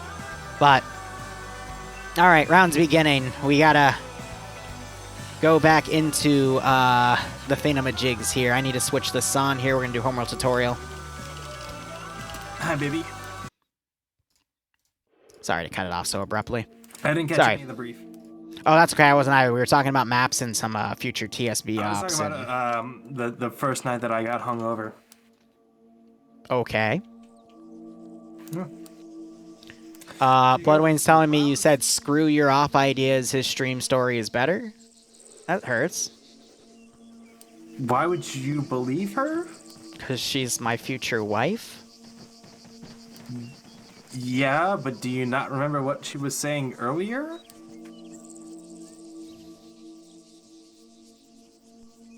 Yeah, I'm a simp. I trust her inherently. I should get help, but no one will help me. Anyway, let's talk about the operation. So it is a neutral sector operation on the town of Chalkia. That's what I like to call my ass. You like to call your ass Chalkia? No, a neutral sector that people fight over. I could say something, but that's okay. Alright, so we've got Op4 as AAF, which makes sense. Wait, why does that guy have a Shemeg on? Okay, no, I think that was a glitch. I could have sworn... Wait, no, okay. No, he has it with his helmet. Alright. Because he looked like an FIA guy. I'm like, wait, what the hell? But, and I assume Blue 4 is... Oh, no, they're acting as... Almost like an Iraqi camo. Yeah. It's a funky little camo, but I like it. Still using 5.56, lots of M16s. Yeah, I do not recognize that camo scheme at all, to be perfectly honest. Real quick, I will BRB. The thing is like playing both sides, and we have a Christmas tree going on the Blue 4 BRDM. Back in a sec. I'll digress. Sure. You want to keep talking about this? Yeah. Oh no, did it crash my fucking TFAR? God damn it. I just tried to enable my plugin because I'm trying to listen into what's being said in there, but I guess TeamSpeak didn't like me doing that. Barb needs a girlfriend, you don't have to tell me twice. Connected. Error.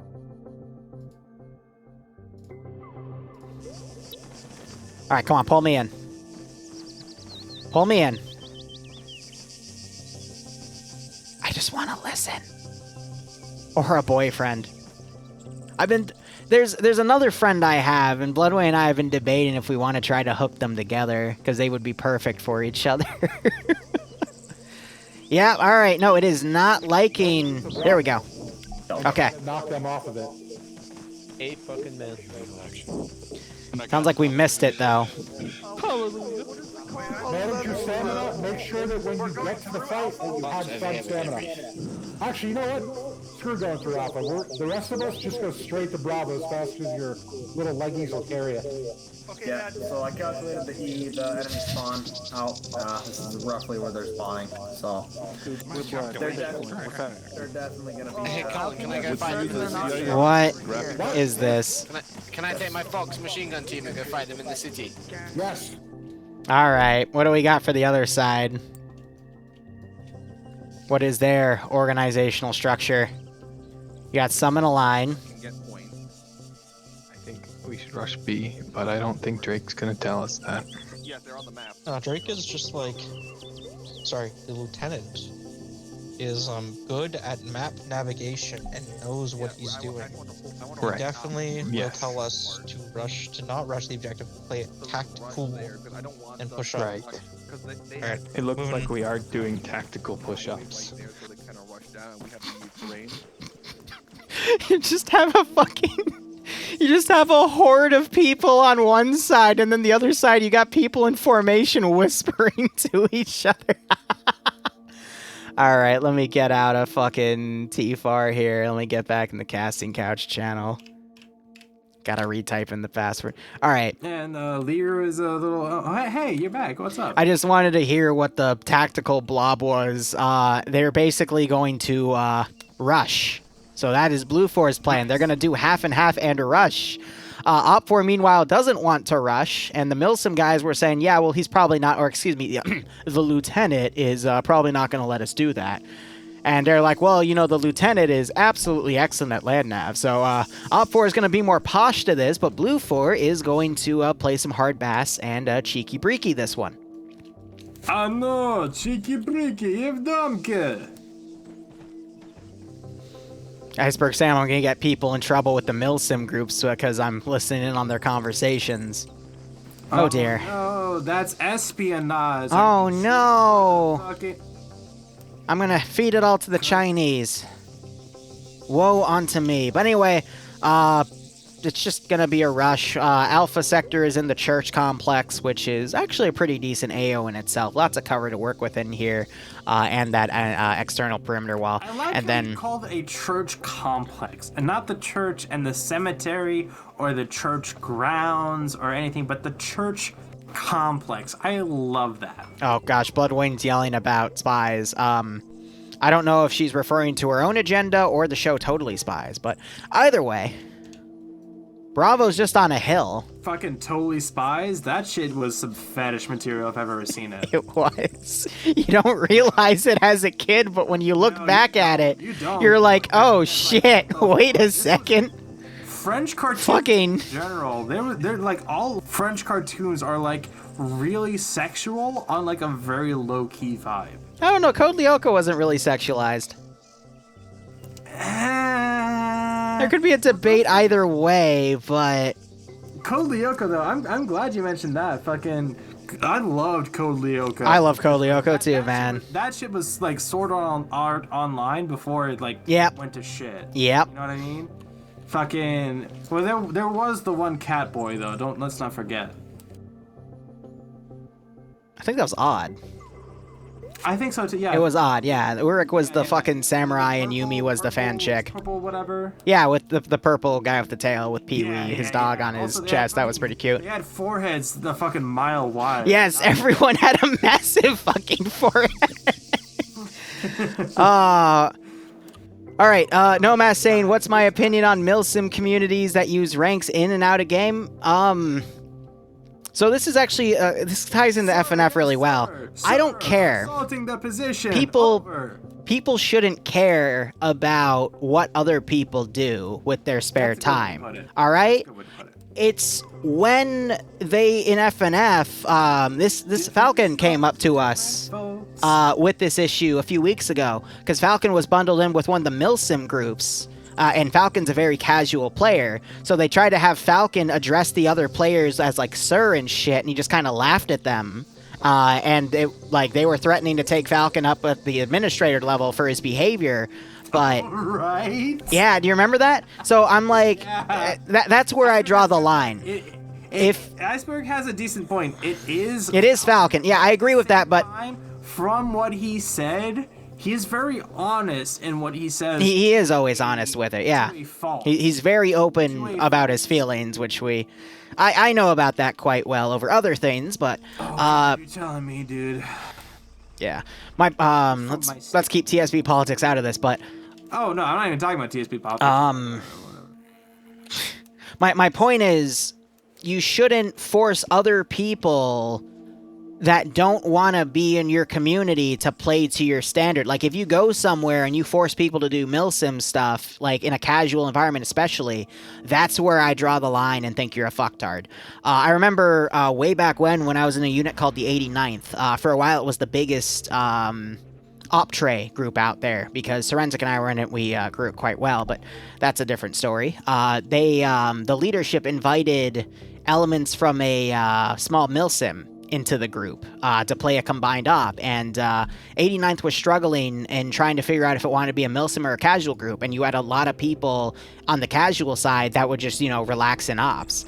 And I haven't left a debrief in an op in a very long time, but we finished debrief, and the leader of our the 89 was like, all right, now let these milsim guys speak. So they're all standing like in formation. One of them steps up and goes, thank you very much. Anyway, guys, if you ever played like that in my unit, you would all be banned. And then you'd spend the next like 30 seconds like complaining about how we did. And I left that debrief so fucking fast. I remember streaming that too and just laughing about it. But you can play however the fuck you want to play in Arma 3. Find a unit on Reddit, find a unit, or ask a YouTuber, ask your friends. Find a place to go. Have fun. Enjoy yourself. But don't go into other units with a posh fucking attitude and try to shit on their fun, whether it be you're joining a new unit or you're in a multi-community event like Friday Night Fights or anything like it, because that is what makes you look like a fucking idiot.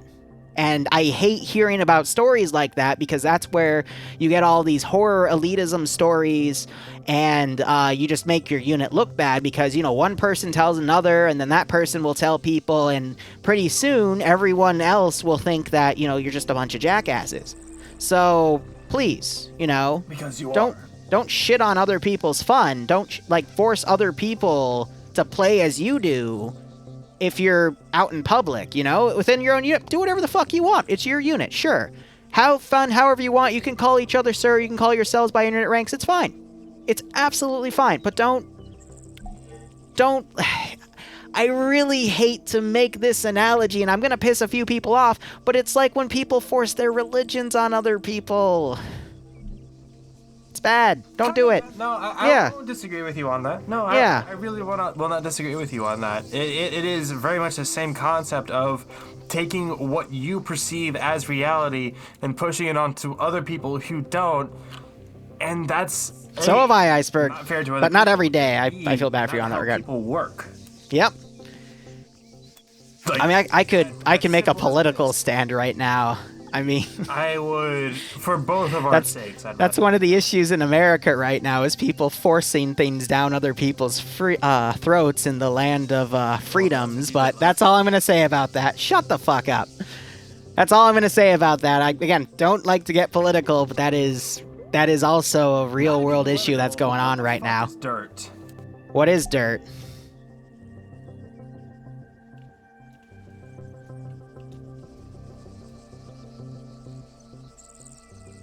I mean, it's just, it's annoying to see. I have no idea why this man is in a maid outfit. I don't know either.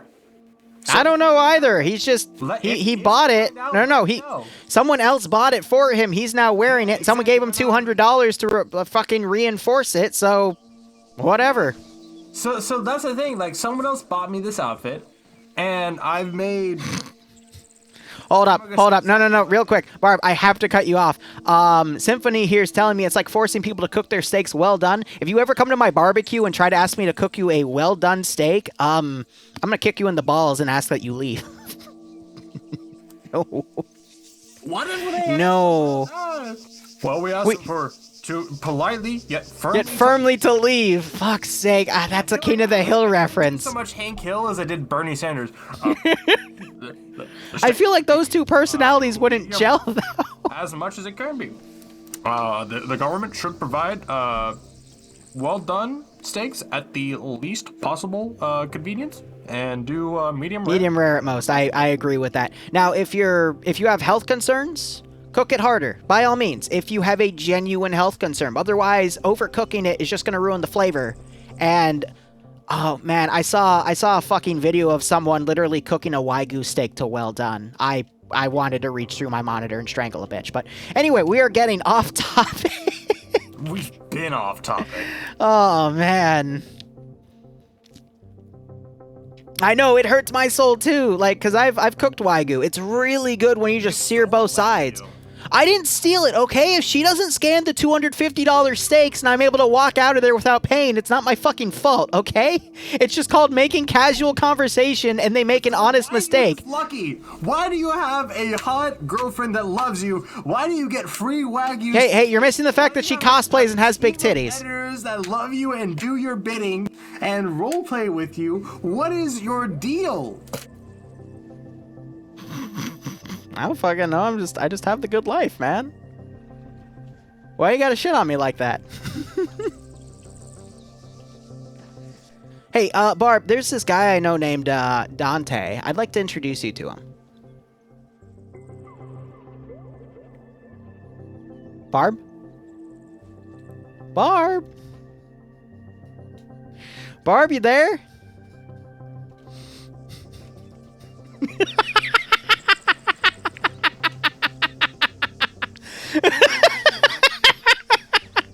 Well, anyway, Barb has died. I guess Dante found him already. Anyway, he offed himself. Okay, well, mission has started. I can solo cast this. It's A-okay. Chat, you will be my co-caster here. Anyway, Op4 and Blue4 already charging. Op4 again, AAF kits with AK-74s, so 545. versus Blue 4 with some, I do not recognize their camo scheme, but they're definitely some sort of US Blue 4 faction. They're also sprinting here. You're a Blue 4 faction. And, I mean, we're just going to see who gets there first. Both BRDMs also charging ahead. The Op 1 is completely full, and it just got stuck on a rock, so that's going to slow them down. Meanwhile, the Blue 1 has deployed and is already getting its infantry down, but they are at a very far flank here, so I don't know what's going on. Barb, go ahead. What are you talking about? Oh, Bloodwing says that I have bottom energy and Dante has top energy. Oh, Dante has some serious top energy. That's why I think he'd be perfect for each other. Bloodway and I have been talking about this for like a week, and yeah, I think I should introduce you together. Oh, dude, no, you don't even know. Fucking, we were going at each other, and I make like my final point, and then someone donated $5, and I just hear like one of my fucking sub notification or donation notification goes off, and I just fucking lose it. Like, it was such perfect timing, and I just fucking died. So good. Bocephus, stop asking about my sister. You're never gonna get the chance, so don't worry about it. She's actually cute, though. I looked up her Facebook. You don't know her name, and you don't... I know yours. Okay. Apples to oranges, bitch. I don't have a sister, though. I'm not gonna say what I was gonna say. Go, come on, hit me with it. Come on, we're just waiting until contact starts, and then we'll actually take this seriously. Your own sister, how about that? I mean, you could get my brother, because in like a few years he'll become my sister. I think that's how that works. Okay, there goes the gunshots. Op 4 engaging some of the Blue 4 guys, running over to Bravo here. And Alpha's caught in, Blue 4 caught in the open there as Op 4 is getting on top of this first objective. But we still have some Blue 4 guys trickling in here. I think Barb's dead. Anyway, we've got... Alabama. Actually, I was making a trend... never mind. Okay, Op 4, the shots are raining out. We've got Foxtrot 2 for Blue 4 trying to overwatch here. I'm hearing AT shots going back and forth here. That is Blue 4 trying to engage Op 4 coming up to the church area. I could see Blue 4 taking Bravo, but Op 4 is definitely gone for Alpha with most of their force.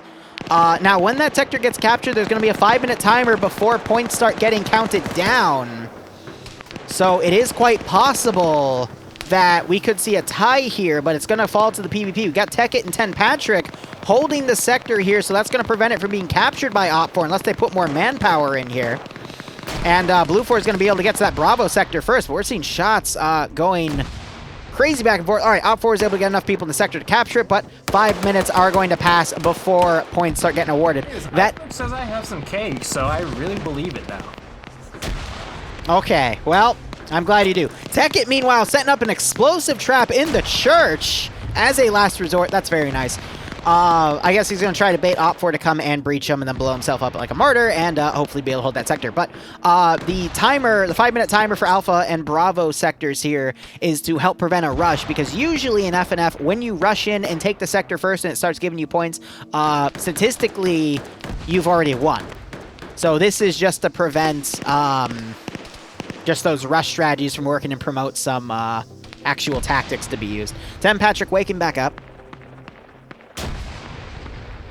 The question is going to become, can Blue 4 wrestle control of this sector away from Op 4? And Blade's going to run in as Thorin has Overwatch here. And Blade gets mag dumped in the back. A little bit of a messy Hillary Clinton there, but hey, what's done is done.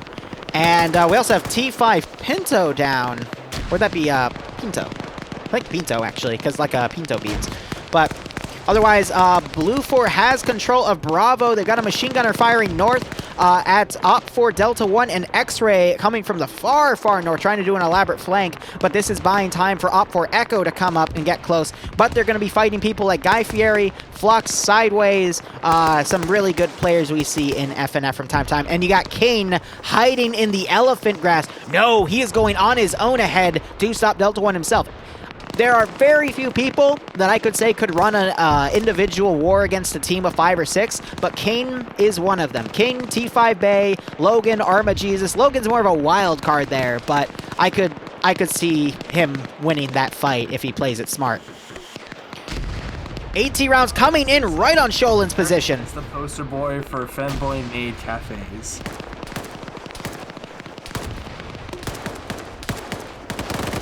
You know, I've always wanted to start like an actual cat girl cafe, like in DC. I don't know, just an idea. Anyway, Pierce picking off Thorn there.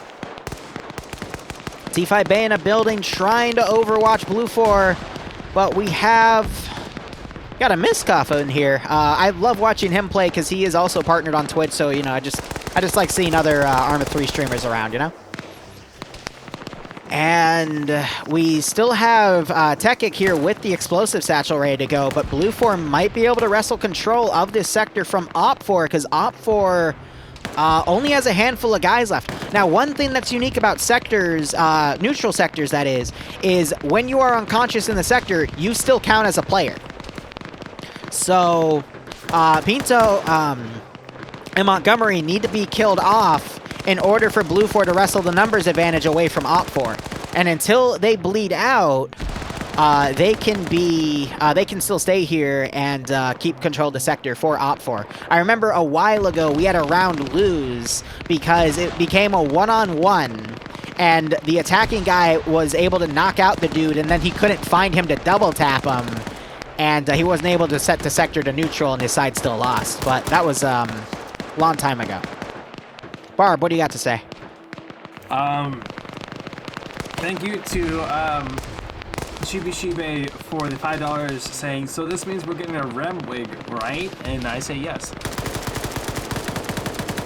Nemesis taking out Guy Fieri as he pushed up where Nemesis group was coming in. Great job by Nem.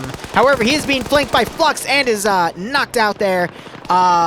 He might have also been engaged from a different flank, but we got Arma Jesus contesting with Cheese, and Cheese runs right into Arma Jesus, and Arma Jesus shows Cheese the real genius. Jesus. Okay. Otherwise, Blue 4 wrestling control from Alpha from Op 4 here. Op 4 has way too many forces focused on the city itself. They need to be playing the objectives here. I think they're just spread out trying to deal with any Blue 4 guys cutting through the town, but that is not the right call here. And Op 4 is going to find themselves out of position when Blue 4 has both the sectors, and we're going to start seeing points get collected in at least, I want to say, 2 minutes tops. I lost a little bit of track on the time there.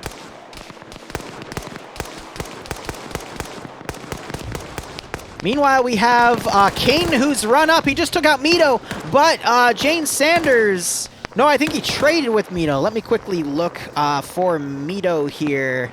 Barb, you okay? Relatively. Did I overstep anything? You good? Oh, no. You didn't... Yep, Mito traded.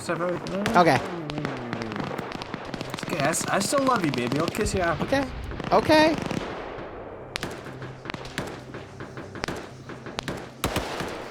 Apparently, Bay says, watching Liru act like everything is normal, but Barb absolutely losing it is the highlight of my night. Well, Boo, I'm glad I could make your night. Meanwhile, you got Standers taking out Fist as he tried to flank around on the southwestern side here. Montgomery is the only guy in the sector still up. He also has Pinto there. As long as those two are still up, I don't think Blue 4 will be able to take control of Alpha, but... Hey, Liru, fuck you. Bloodwind got a gift sub to my channel and not yours. Okay. So did Yasuhiro. Okay. Good for them. I'm glad for you. That's what, an extra $5 for you? All right, so Montgomery, the guy next to him, bled out, so it's just him. I think Blue 4 is going to be able to wrestle control of this sector with the 5 people in here any minute now. but it might take a few moments. So points have started counting up for... Why did I just hear a beep? I think that was someone's mine detector going off. Oh, no. No, that was an explosive satchel put outside of the church, knocking out the Blue Fort garrison. Was that Montgomery? Well, he's dead now, but I'm not sure if Montgomery was an explosive engineer or not, but I think he might have done that just to knock out some of the Blue Fort garrison here. But now no Op 4 guys are in the sector, so Blue 4 might be able to take control of it. Also, Iceberg, thank you for giving Bloodwing a sub. Apparently you did it just to piss Barb off. Jewish cuck? You can't say that! You can't say that! I'm Jewish. Whoa, whoa, whoa, whoa, whoa, whoa, whoa, whoa, whoa, whoa, whoa, whoa, whoa. Okay, okay. Make up on Hanukkah, all right? But please. Make out? Not while we're streaming. No horny. Wait till I introduce you to Dante, okay? Anyway, Blue 4 still on 12 points here. Op 4 putting a massive flanking attack on Alpha, but now Alpha is controlled by Blue 4. I think this counterattack will be able to overpower Blue 4's force here. Saw Standers under fire, saw another Blue 4 guy get dropped on the flank. And another satchel going off to take out more of the church. I love how the cross texture with the bell is floating now. Even though Arma Jesus is on the other side of the map and on Blue 4. This stream needs more alcohol? Yeah, well, I'm not drinking anymore tonight. Combo just got blown up by a grenadier round. Chaltazar has gone prone. Sholand is overwatching them though, so they gotta be careful. Standers now trying to use his 240 Bravo to suppress Op 4 as they try to move in. Cool Breeze diving into the flower bushes here to try to conceal himself. But Blue 4 has a very strong hold on Bravo, at least. Alpha going back to neutral. But 18 points in the lead. Op 4 is going to have to send something to go deal with that force. Meanwhile, Platoon 2 HQ being harassed. Kevin taking fire from Montgomery. He was able to knock out a few guys on this platoon side here, as well as 2 additional guys, Pickles and Barber, getting some flanking shots on Platoon 2 HQ for Op 4 here. Multiple guys down. Kevin in a one-on-one, but he finally loses it because Montgomery was in a much better position there, and Kevin was completely exposed. Sholan, meanwhile, getting another kill. I forget who he was overwatching. Chalcazar, that was it. That was his second kill, and Op 4 still wrestling for control on Alpha. But Blue 4 is just on the outskirts here, overwatching. Explosive trap going up on this church. Montgomery was still inside. That was legal action, demoing the church for his second kill. And there's Montgomery's dead body inside. So yeah, if you demo any of the vanilla buildings, they will go down and people will get killed in them. So it's a really good play to have. Every time we take an injury, I drink Iceberg. I'd love to do drinking games, but Twitch gets really anal about drinking games, and anal, not anal, you fucking... Of course you would know that, you fucking femboy with a maid outfit. But anyway, Op 4 still trying to wrestle control here of Alpha. He said it. He admitted it. I'm a femboy. Let's go. I'm glad you could celebrate that, Barb. I'm really happy for you. Oh, it's always a celebration name. No, I'm not going to say that. Standers coming around the flank. Yeah, I know when I give you attention. But doesn't notice Wooneep in a bush below. But I think Standers is just going up to go right behind him. Oh, no! Hillary Clinton. Though that was in the back, not the back of the head. Standers getting up, though, in a firefight with Bridges. But Bridges is able to get the kill just before Sholan can come up and assist. Explosive trap going off on a building Blue 4 was in. Building collapses around him. Yep, that was Cool Breeze doing another great explosive trap play to try to catch him. Cool Breeze getting in a fight with Dylan, but Dylan wins that one-on-one because he has a 249. Unfortunate for Cool Breeze, but he had the right idea. Op 4 now in control of Alpha, so they're getting points on the board. But just look at the amount of Op 4 guys still left in the town compared to Blue 4. This is going to be a very tough call to even control Alpha here, but I think Op 4 just had their forces way too spread out in the city and weren't able to re-rally them to hold Alpha when they needed to, and that allowed a small Blue 4 team to come in, wrestle control away, and start getting Blue 4 points on Bravo. And then Op4 just didn't have enough forces to try to contest with Bravo there. So really, it was just Op4's mistake of having so many forces. Stop playing with your vibrator. So many forces in the town itself. Wow. Wow. And, That's a lot of big talk coming from a man with a small penis. Ask Bloodwayne. Anyway, Koak just knocked... I don't know who that was right there. But now it's just Bridges on his own to hold this sector. You got some Blue 4 guys all around. I am a lightweight. It's fun. Bridges taking Koak out there. It's going to keep AK-74 with a GP-25.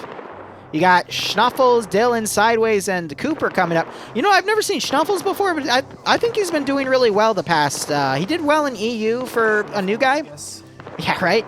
And so far he's been doing okay on the NA rounds as well. So it's nice to see a new face. I hope he enjoys his Friday night fights. I haven't even been paying attention a tiny bit for this fucking mission.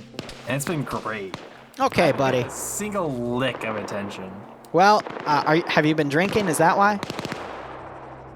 No, I'm actually completely stone cold sober. I'm actually like Amish and completely Orthodox Jewish. So like, what the fuck do you think, man? I see. Okay. I sent a video. So you ran out of whiskey. Okay, no, I haven't been drinking whiskey. I've been drinking tequila. But I sent a video to Kayla of me in the dress. So we'll see how she reacts to that. I'm gonna be honest. I don't know who that is. That's fine. I'll tell you about her later. Okay. And of course the victory music starts playing. All right, Bridges getting taken out by Dylan, and there goes Alpha's control. And I mean, it was GG a little earlier, but that's gonna put the nail in the coffin. 2 Blue 4 guys coming around. It's Arma Jesus and Point Man racking up 2 kills apiece on this round so far. And I mean, we're just down to 4 Op4 guys on the northern outskirt. They're trying to maneuver, but yeah. Oh, we have a guy named Nem, by the way. Is that Nemesis? No, because Nemesis is Blue 4. No, he was Op4, but... The Jew2K wants me to ask you about the drag. We don't talk about the drag. Yeah, okay, so it is a different person. So what's the drag? On my chair, I mean, it's been getting better, but... Jane is down, and Nuclear... Does Op4 have a medic here? Yes, so Nem is the medic, but... Yeah, Nem's too far to do anything. This is just wrapping up here. I'd wrap you up. Wrap your willy before you get silly, kids. Nuclear Moose trying to make a run for it here. The suppressing fire taking out his legs. He tries to go prone as he's fired from 3 different angles. The bullets. And there's a headshot. And there goes Nuclear Moose. Mountain's running up as well to come and do some double taps. We also have the Mountain double Kelly, Arma Jesus, and Point Man running up as well. This is going to be a quick round. I don't even know how long this thing's taken. 33 minutes. Yeah, this is a very quick round. Jane waking back up. Well, 33 minutes. Pick no sides. That's fine, Jew. I appreciate it. When I'm drunk, bitch. You okay, buddy? No. Okay. It's okay. I'm here for you, though. Okay, I'm here for you too. Oh, gosh. Who was that? Blue 4 Marksman. Just got a great shot on Jane. That would have been G-Legs. The fucking Mountain. side of the cranium. But waist back up anyway. And it should find Mountain if they look to the left. Nem's out of position here in the open trying to engage. I think Nem's going to get picked off here. Yep, fired possibly by the Nemesis. By the X-Ray group. Diving and weaving, but no, Jane Saunders is the one who goes down. Yep. Not Mountain, Arma Jesus, Kelly, or Point Man. Very good play. And I've been following. Point Man has the stolen marksman gun. I think Blue 4 wins. Kelly double tapping Nem. It is now up to Sam Handwich. Can a sandwich win? I think not. A hamwich, not a sandwich.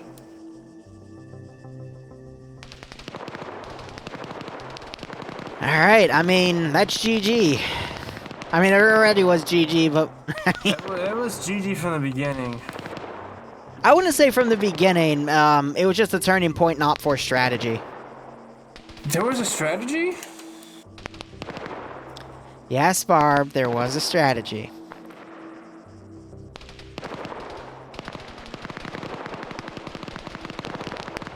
From Rebel_Nomas, did Liru ever cosplay a trap? Bloodwing answers that, nope.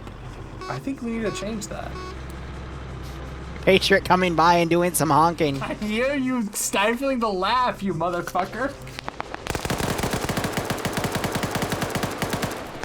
Handwich doing his best, but he is shot by Arma Jesus' handgun. A perfect grenade! Oh, that ended up on the outside. That's a satchel. Oh. Oh. Oh. Jesus. You were supposed to die for Arma sins, not kill other people for Arma sins. God damn. So that was a great way to end it. When Bloodwing walked around as a hentai character, how did you feel? Bloodwing, am I allowed to answer that question? Now you got blue on blue over here. Posed it. I still ask for permission? Alright. Personally, when she was at Katsucon and she cosplayed Mari, yes. That evening was some of the most fun I've had in my life. Because we got to go to all these hentai panels as with her as a famous hentai character, and it was fun. I love being her chauffeur at cons. Because it makes her really happy, and I get to... Chauffeur. Yes. You didn't drive her anywhere. You walked around a con. I know how cons work. You don't drive. Yeah, and I would hold the umbrella for her. And I'd walk her around, carry her things, grab her things and hold them while she took pictures, because I love this woman. You know, I really can't fault that. It's a wonderful relationship that the two of you have, and I hope it results in many children. He's so fucking smashed. Barb, how much tequila have you had? Hold on. I'd say about 4/5 of a 750 milliliter bottle. Yeah, I'm assuming it's like a moderate proof too for tequila, because tequila can be one of those higher ones. Hold on. Mm-hmm. Let me see. We're gonna take a quick ad break as I 40%, so 80. deal with this. Yeah, buddy. Okay. I hope you're okay. Let's go down and listen to the final round prep. If it makes you feel better, Bloodwing is remaining in my chat and egging me on, so I think I'm okay. Okay. All right. Well, she's in my chat too, but let's go down and have a listen. All right. I know she's the boss of both of us. Like technically, Echo got there. Echo Yeah, I got don't know there if before. that's Echo got there first, and Delta was in a car. Yeah. All right, guys. We're gonna walk into the last round. Let me. Yeah, they did. Yeah. That was brutal. So proud of Foxtrot too. Thank you. Start switching my commands. That's what went down. So many people. Well, how many people did I kill when the church came down? I don't know how many kills you had. I don't know. Like all of Fox 2, basically, except for one. And I most think of it was 2 most of kills, Alpha 2 on downs. the. Because I threw a satchel charge. Oh my God. And it blew up and it blew up the church. I mean, 1-2-1 and it killed me. countered it too, so like we're helping. It killed, like, it knocked out a bunch of friendlies as well. We were like, Yeah. fuck you, that was a huge mistake. I was just but chilling. We had no I was idea just about the chilling. squads. You guys haven't posted numbers yet. Go and post numbers. As soon as I saw dudes in the open, I just started dumping Gustavs into the guys running. If 1-2-1 could grab Op 4, we've been blue the first two, if that's all right. To be honest, I'm clueless of this game, so I run into literally a literal fucking shithole. I was gonna. If in get killed. doubt, hide behind a rock. Here's how many guys you got. Stops being loud. Also, if SOG could grab blue 4, we've been out for our last 2. So all I need to learn is heal H your control windows. Okay, let's let the staff get on with slotting now. I understand the math for it, so. Snow, are your guys bringing, you coming with us again, Snow? Let me see who's still on the multi. To Noah, so I don't think Luna will be able to come along. Do you want to come with us anyway? Sure. I'll be back in one moment. I just, Yes. give me a sec. You bringing him out? Holy shit. That's about it.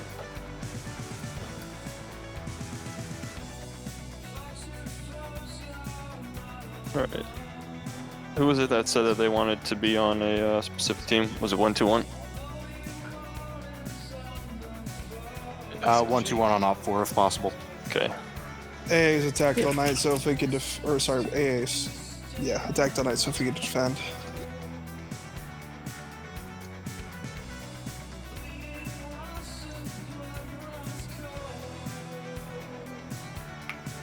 Alrighty. Start with the small teams.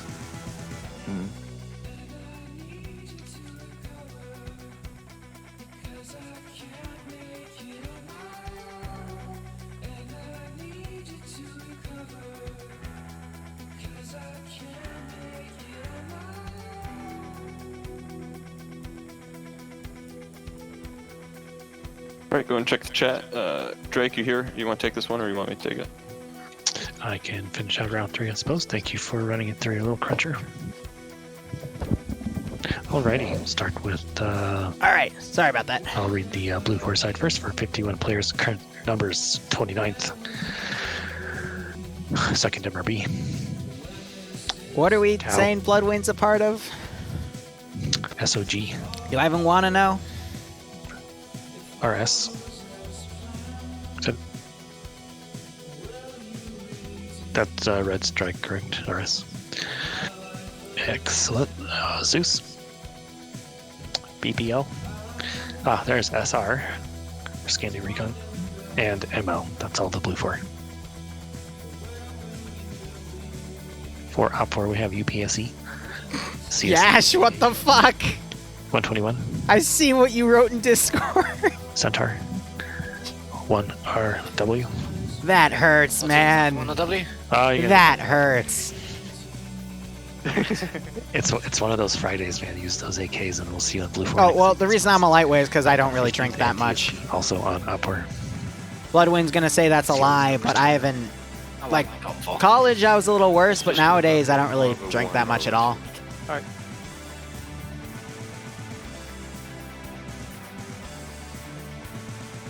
Have fun, guys.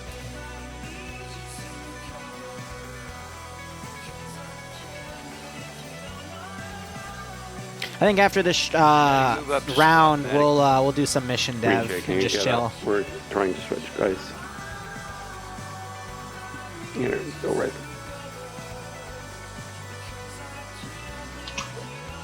Wow, Yash. Okay. Okay.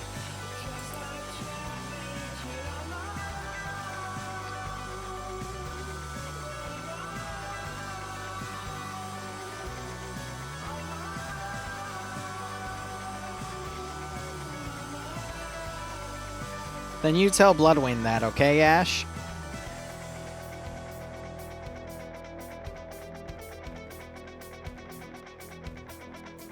G-Likes, did you take Marksman last round?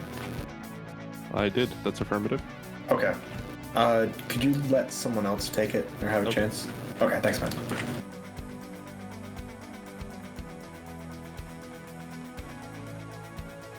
Didn't want to be anyway. Okay, Bloodwing. Sorry, What? For fuck's sake, To be honest, yeah. Marksman to know is something of a contradiction. Yeah. It is. Where's the tree guy? Let's go to him, bro. All right, someone give me a random Arma 3 concept to talk about, all right? Also, you gotta remember, if you play that one specialty slot, you can't play it for the rest of the I'm fun when I'm drunk until someone pisses me off, then I get evil while I'm Zeusing. Yeah, no, that makes sense. Yeah. I don't want to talk about waifus, though. We're no strangers to love. Can I get a recon medic, please? No waifus. You might as well face Break, guys, break. Don't. Break. karaoke. We're sending about 4 people in.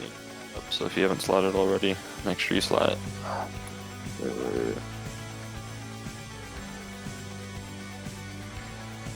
We're looking for about a 6-person advantage, correct? Yeah, I mean, 15%, so anywhere from, I don't know, 10 or 5 to 10 should be fine, I imagine.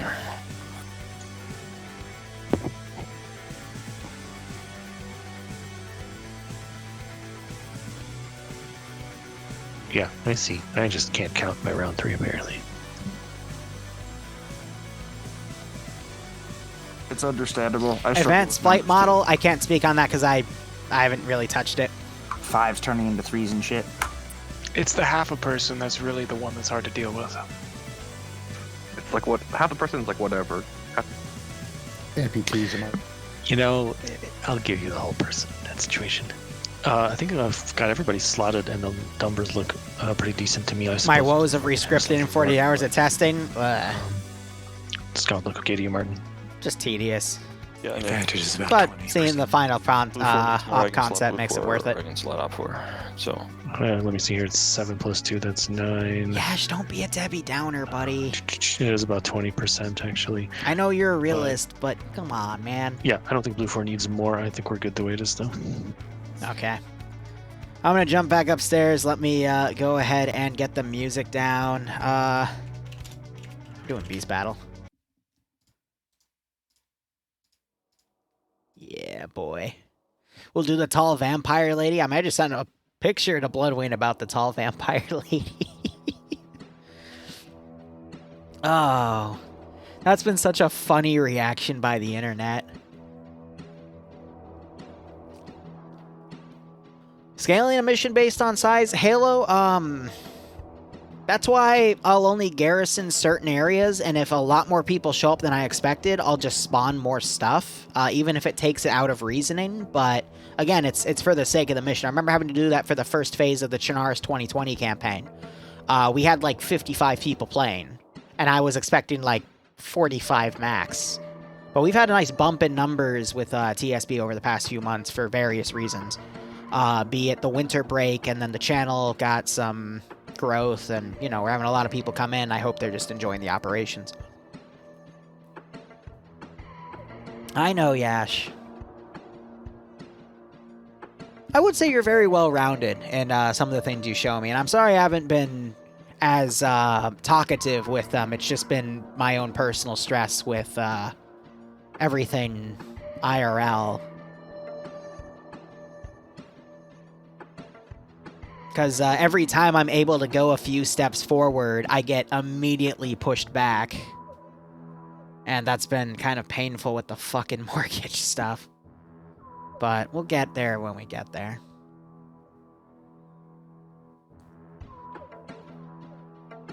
It's gonna take it one step at a time, you know?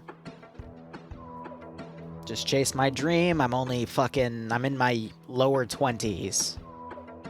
So I have time. Little victories, yeah, like 100k. And so I'm debating because based off of Spiffing Brit's thing about shorts, I'm debating turning the highlights into shorts, because that would actually be really easy, but I'm also debating taking other Arma 3 moments and making just a pure Arma 3 shorts channel just for the hell of it. And I might actually do that just for the fun of it, so we'll see what happens. Give me something else to manage just to see what happens, so. I'm your escape from IRL stress, Ren. Well, I'm happy that I am, man. This is all my escape from IRL stress, so. What about the Shenanigans channel? It wouldn't fit. Because you're right, I could take all of it and convert it to a shorts channel, but I still have some slight concerns about it being blacklisted, because its growth is getting a little wonky, but I think I could, you know, we're just hedging our bets with various different projects. Plus the Shenanigans channel, that also provides a platform for a few people to work for me to, you know, make a bit of money. So I want to keep that open for them.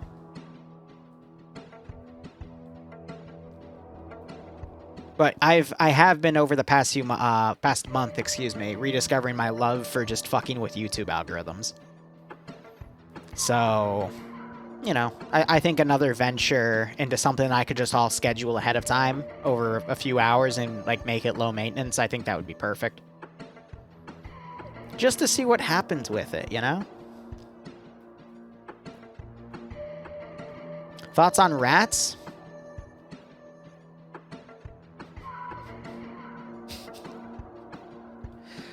I'm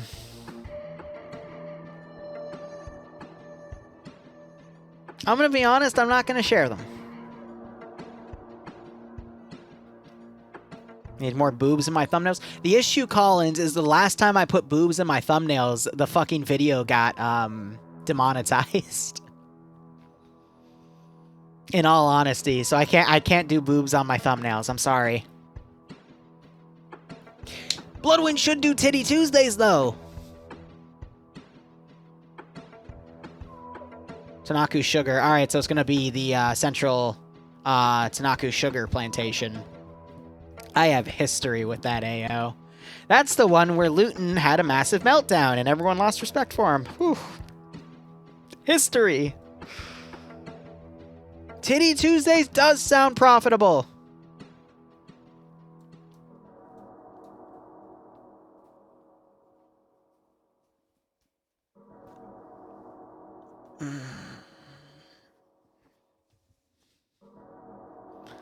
Liru OnlyFans. You know what? I'll make an OnlyFans and then I will show off my cat's toe beans, okay? An OnlyFans just for my kitty's toe beans, alright? That's what you get. It's cute cat pics.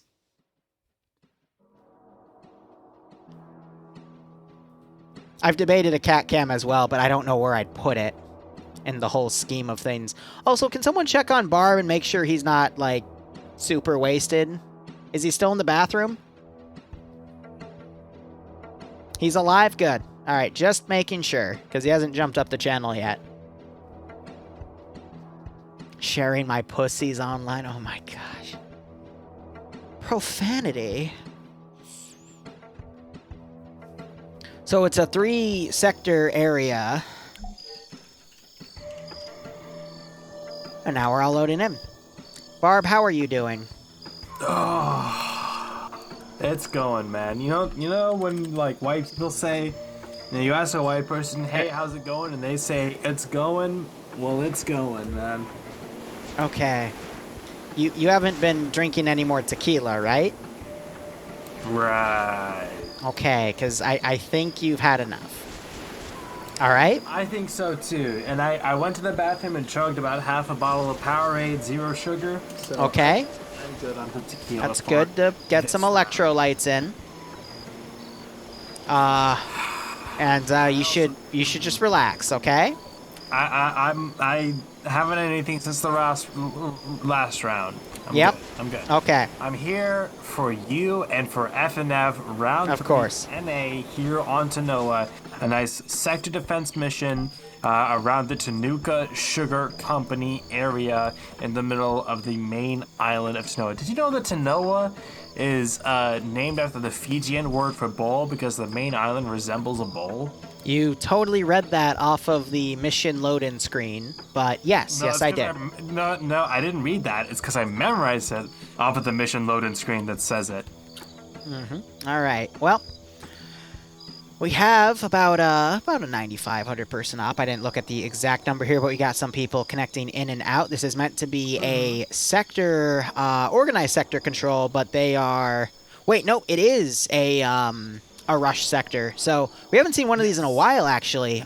Is it rush? It is rush. Sector 1 is lit red. So what this means is that the only sector that can be taken is Sector 1.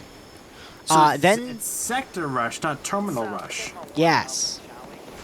That's unique. We've covered these before, Barb. It's just we don't see them as often as like terminal uplink rushes. Okay? Yeah, okay. Okay. I mean, it makes sense because we have, you know, checkpoint / command posts, and you got the storage center, and then Sector 3 is labeled the last final line of defense. So, again, to illustrate how this works is only Sector 1, which is here, can be taken, and then only Sector 2 can be taken, and then only Sector 3, the final sector, can then be taken, which has some interesting fire effects on it. So this is some modules within Eden Editor. You can make custom colored fire. It is really cool. I forget what chemical you burn for green fire, but not chemical. It's green fire, yep. isn't it? There's actually a chart out there where it tells you like what you have to burn to get certain colors. It's how they make fireworks and stuff. It's copper, right? It is copper for green fire, but yeah, sure. Otherwise, OPFOR appear to be some sort of rebel group. I'm seeing some 6B23 vests, some U.S. chest rigs, big potpourri of stuff, but they do have an SVD for their marksman rifle. They have AKM models, so 7.62 rifles for what appears to be all of their units here. PKMs, PKPs, RPG 26s, so basically just 7.62 Russian-based forces here, which is nice to see that caliber here. But everyone has some sort of chest rig or plate carrier, which the FNF custom mod rescripts them all to have the same body armor variable. So they're all up armored, which is nice.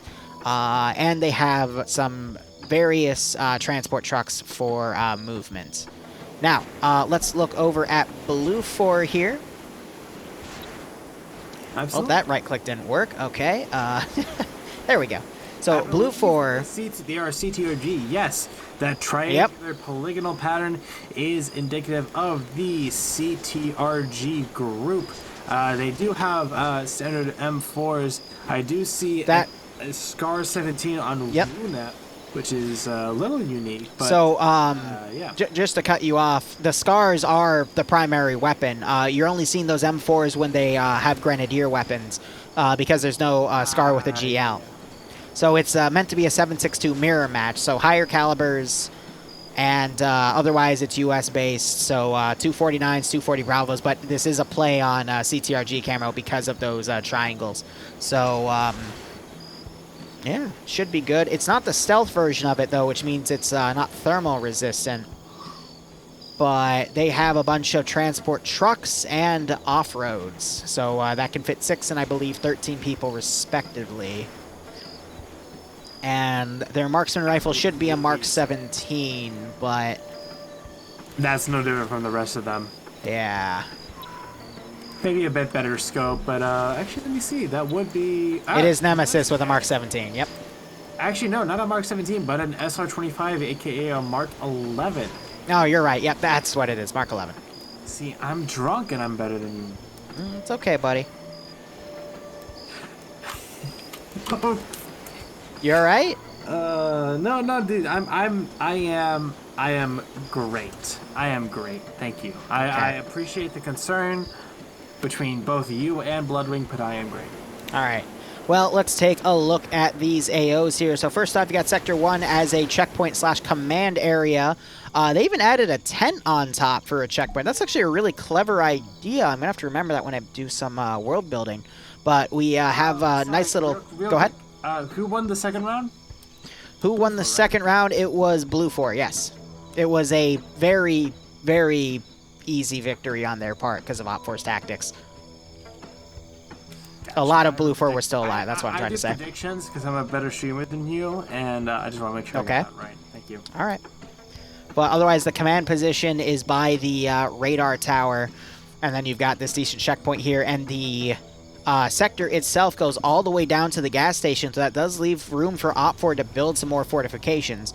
As long as there is a defending unit alive in the sector, he's not down or unconscious, dead or unconscious, then the attacking faction cannot capture the sector. Just the defenders aren't allowed to, like, wall themselves in a corner that can't be accessible. That is a bannable offense. But otherwise, Sector 1 seems like a pretty solid sector here. If anything... okay, no, part of the checkpoint is actually in the sector. I thought it would be taken out a little bit. What are your thoughts on Sector 1? He's drunk, Toxic. I mean... So for Sector 1, the north side of Tanuka in general... I've said stupid shit while I'm drunk, too, so...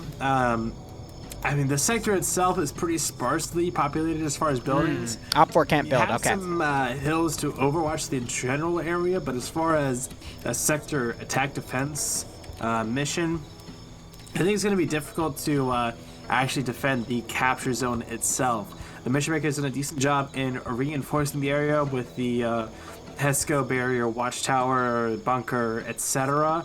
But I don't know if that's going to be enough per se. I think it'd be better to reinforce the central town of Tanuka itself and reinforce sectors 2 and 3. So, Taran Folks dropped into my channel. He says that Op4 actually doesn't have any ability to build, so what they get is what they get. So that makes sense. But I don't think Op4 should focus on any defenses in the town itself, because otherwise Blue 4 can just easily circumvent. They have a lot of fast-moving vehicles, because those trucks and off-roads can actually get a lot of speed off-road. I mean, one of the Vics is literally called an off-road. So I could see them just easily circumventing, you know, the entire town itself, knowing that the town could potentially be a death trap. But speaking of death traps, Sector 2 is probably Op4's best bet, because there's a lot of places you can go around in this sugarcane facility. A lot of twists and turns, a lot of ways to get on to the rooftops and various different areas. The one weakness, though, is the northern ridge. If Blue 4 can set up a good firing line here and have their marksmen get close enough to easily pick people off, there's a lot of angles that get lost if Blue 4 were to attack from the direct north. What are your thoughts? Sorry, talking about Sector 2? Yes. So the sugar company industrial area is a very well fortified position in general. As far as the north, like you were saying, I could easily see that becoming a ridge to provide covering fire for an assault to push down the hill towards, or possibly, as we've seen in previous missions, a thunder run. They would just... Your mic cut out, buddy. Yeah, it's fine. Wow, can you hear me now? Yes. Okay, cool. Yeah, with the similar to what we saw on the Roche Germany mission, it is more of a matter of getting into the compound itself than fighting from outside of it. So if they're able to suppress the compound itself while a strike force goes in and infiltrates into the compound, whether covertly or overtly, I think that force is going to be more the deciding factor in taking this sector specifically, because of how industrial What, Frankie on 1080? Phobic it is. I don't know. I think Op4 would do really well to defend that one sector, especially since it's on top of... I agree as far as the defensibility of the sector, but as far as attacking the sector, that's what Blue 4 needs to do to capture it. You know what I mean?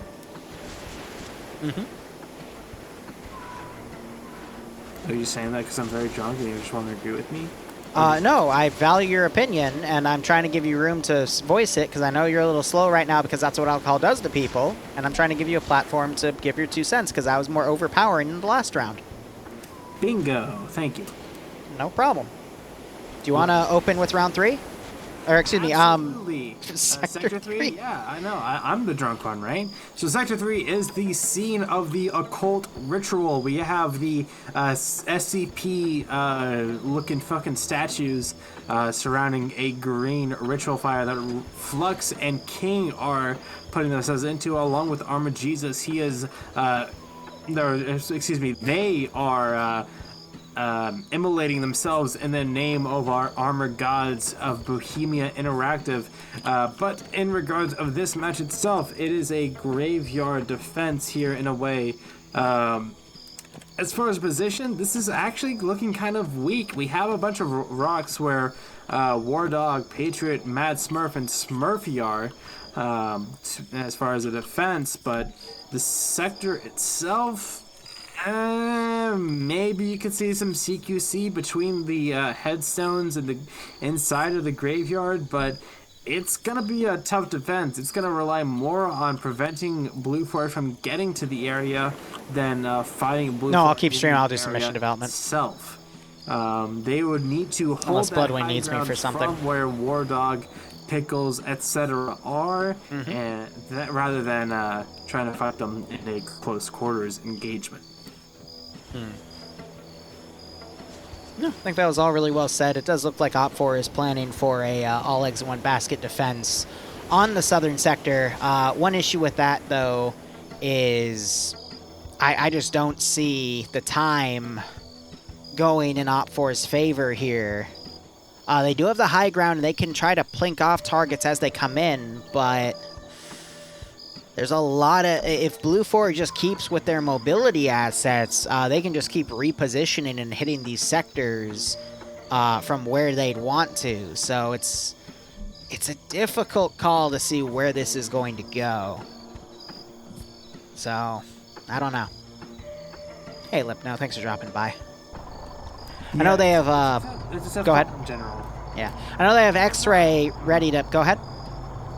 Well, no, I absolutely agree with you in that it's a tough call in this general area. I'd say if I were to pick one specific area, it would be the Industrial Sugar Company area itself, just because of how that's gonna close suck. It is in general. So both Sector 1 and Sector 3 are very open in or in relation to Sector 2. I feel sorry for Hassinger here. He's having a lot of Blue 4 commit to the western road, and he is intending his force to drive through some of this jungle. The only way they're going to be able to do this, though, is if they go down the western area where there's a bit of opening through the jungle, and then down to the south. If he intends to drive through the jungle, though, and try to get to the MSR next to the little lumber yard, he's going to be sorely mistaken, because driving through this area in particular is a bitch.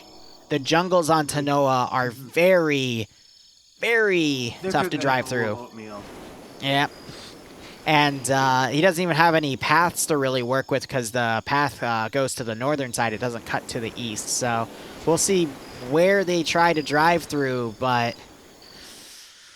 I don't think this is going to really work out in his favor. There's a few different smaller routes he could take, but he's going to lose a lot of time in just trying to maneuver his forces. And if he's not careful, those forces could end up on the cliff face area next to the lumber yard, and it's going to be impossible for them to get out of that position. Op4, meanwhile, spreading out. X-Ray in one truck, Foxtrot 2 in another truck, and they are trying to come around. Be careful. What? You just said Barb is drunk, so be careful? Yeah, that's what you have in your mission fucking thing. What do you mean? Oh, yeah, Barb's drunk, so be careful. Fair enough. Mission has started, so we do have Stanners and two others, Pierce and Koak, heading to the northeast to Buawa. And a bit of a forward recon element along with Rust and Wise heading off to the northeast. The rest of Blue 4 heading They didn't read this map. Further out northwest and to the east, following down the MSR towards Monet. Interested to see how they will face off with Logan Strakatenko and the rest of them in this big old truck with X-Ray heading towards Vagalala.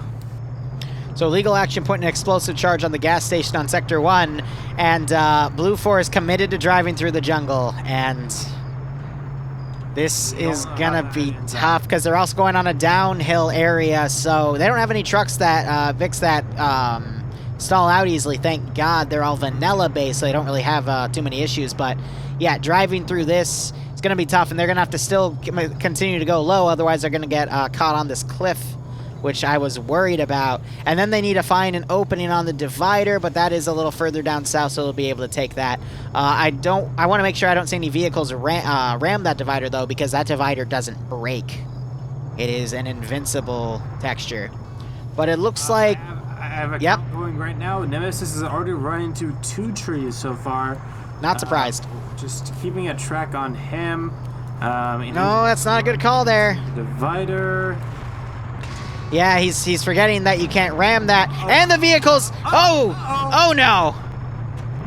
Iander quickly running off. Yeah, Iander runs away. Smart move, but it turns out to be fine. Nemesis' truck does take some damage, it seems, from the Phys X. Yeah, they gotta go the other way because there's no way to get on the road from there because a rock and a power pole block the Whoever exit. The bed looks like they got fucked because they have very bloody arms and legs. Yep. Wow. That's why I don't like driving in the jungle, because that shit happens. Though, with that armor in, they were actually able to knock over the divider. Huh. Normally, you're not able to do that. So they literally broke the physics to break the physics of the divider to do that. Nice. We had to break the physics to work the physics.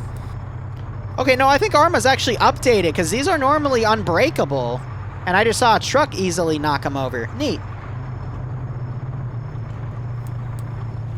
Was it worth the childhood trauma? I don't think so, Yash, but hey, c'est la vie, anything's possible. Meanwhile, Op4 is driving a truck over on the other half of the Blue 4 advance here. So a standard pincer maneuver going on Blue 4 while Op4 is doing not an all eggs in one basket defense. Actually, they're doing a spaced out defense with a focus on Sector 3.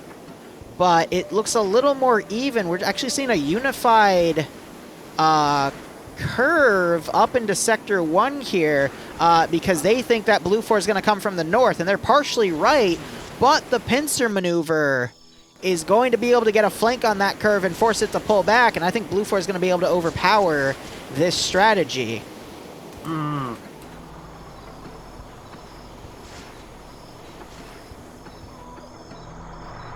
Alright, we still have the vehicles driving down. Otherwise, I'm happy it's gotten brighter. I can, you know, hit the L key and not have my light go on anymore. And you can see. Yep, we're just kind of letting things parse out here. I do like how Command is trying to drive their vehicle through the forest. They're sticking to the path here. I think they'll be able to get the off-road down. They're trying to keep their vehicles in case they need to continue to be mobile. And they're also trying to keep off the MSRs to make sure that they aren't hunted by any Op4 Vix trying to come around like what X-Ray did. We also have Nemesis driving through the woods here because he can't go all the way around because if you go out of the zone on a ground vehicle or on foot, you got only like 5 or 10 seconds to get back before it actually kills you.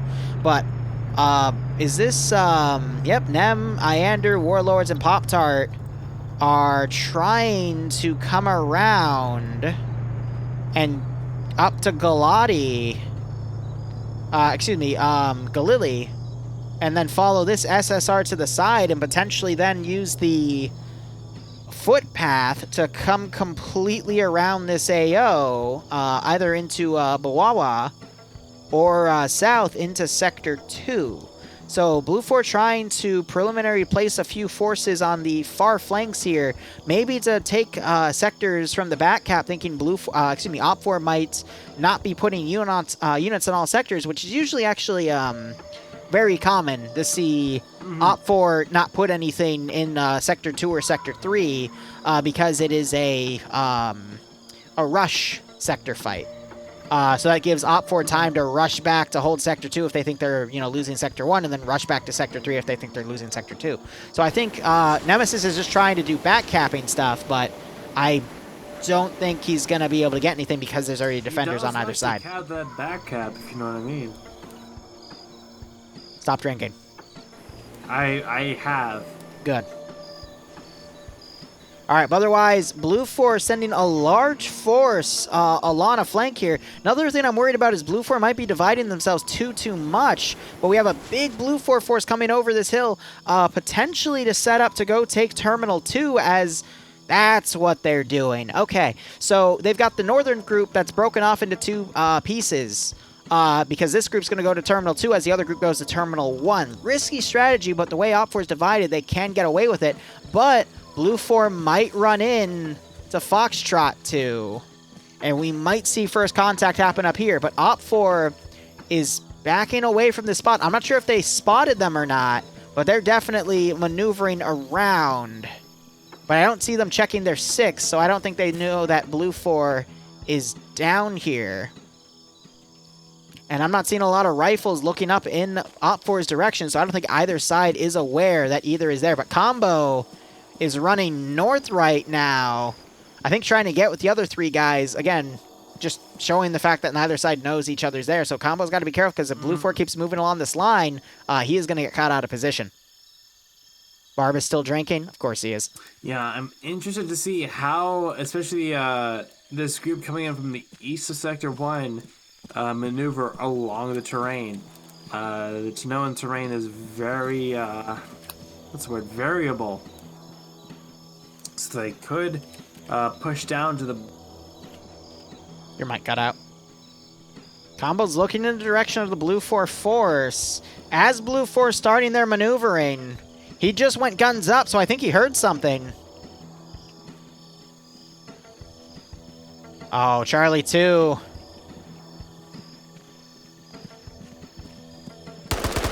Combo engages, knocks out the Charlie 2 squad leader. There goes Dusty's. And now Blue 4's running around to try to figure out what's going on.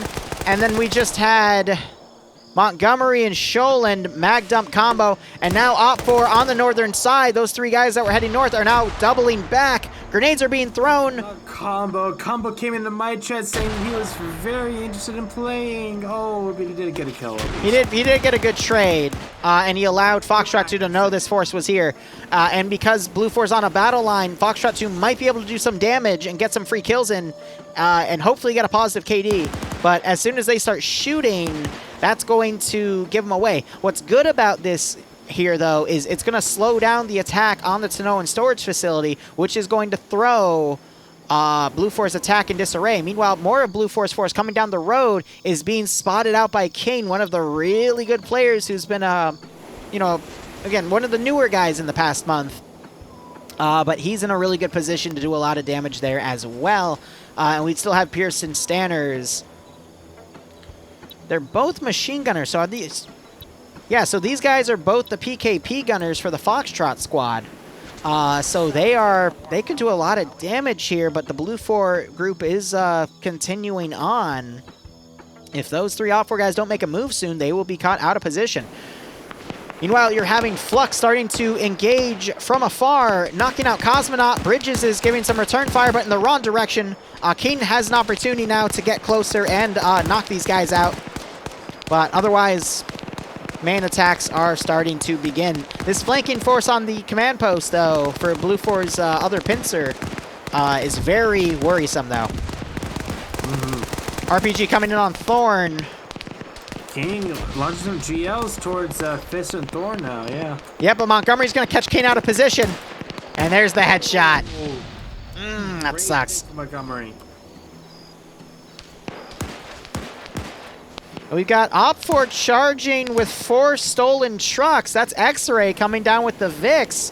They're going to take the opening route I mentioned earlier, and they could get behind some of Blue 4's line and do some damage, but I'm going to be honest, Bravo squad for Blue 4, I think is already going to be handled quite well. It's that flanking force that Op4 doesn't know about that's going to be the real issue. I'm going to call it now. Okay. Red 4 victory. Red 4 victory. All right, Red 4 victory. Too far splintered. They're too far fragmented. I think that we have a big chunk. Oh my gosh. Yes, I know I'm slurring my words. I don't give a fuck, Liru. You just missed it. X-Ray just drove up to up one of Blue 4's guys in a Vic and just executed him. It was Platoon 1 HQ. What, for Red 4 or Blue 4? So Red 4's X-Ray in the stolen trucks just drove up to where Blue 4 Platoon 1 HQ was parked, and the maid outfit, man, it's just, it is what it is. Shadow Tanko got an execution kill. Yeah, shout out to Shadow Tanko. Very cool dude. Long ass name. You're still drinking, aren't you?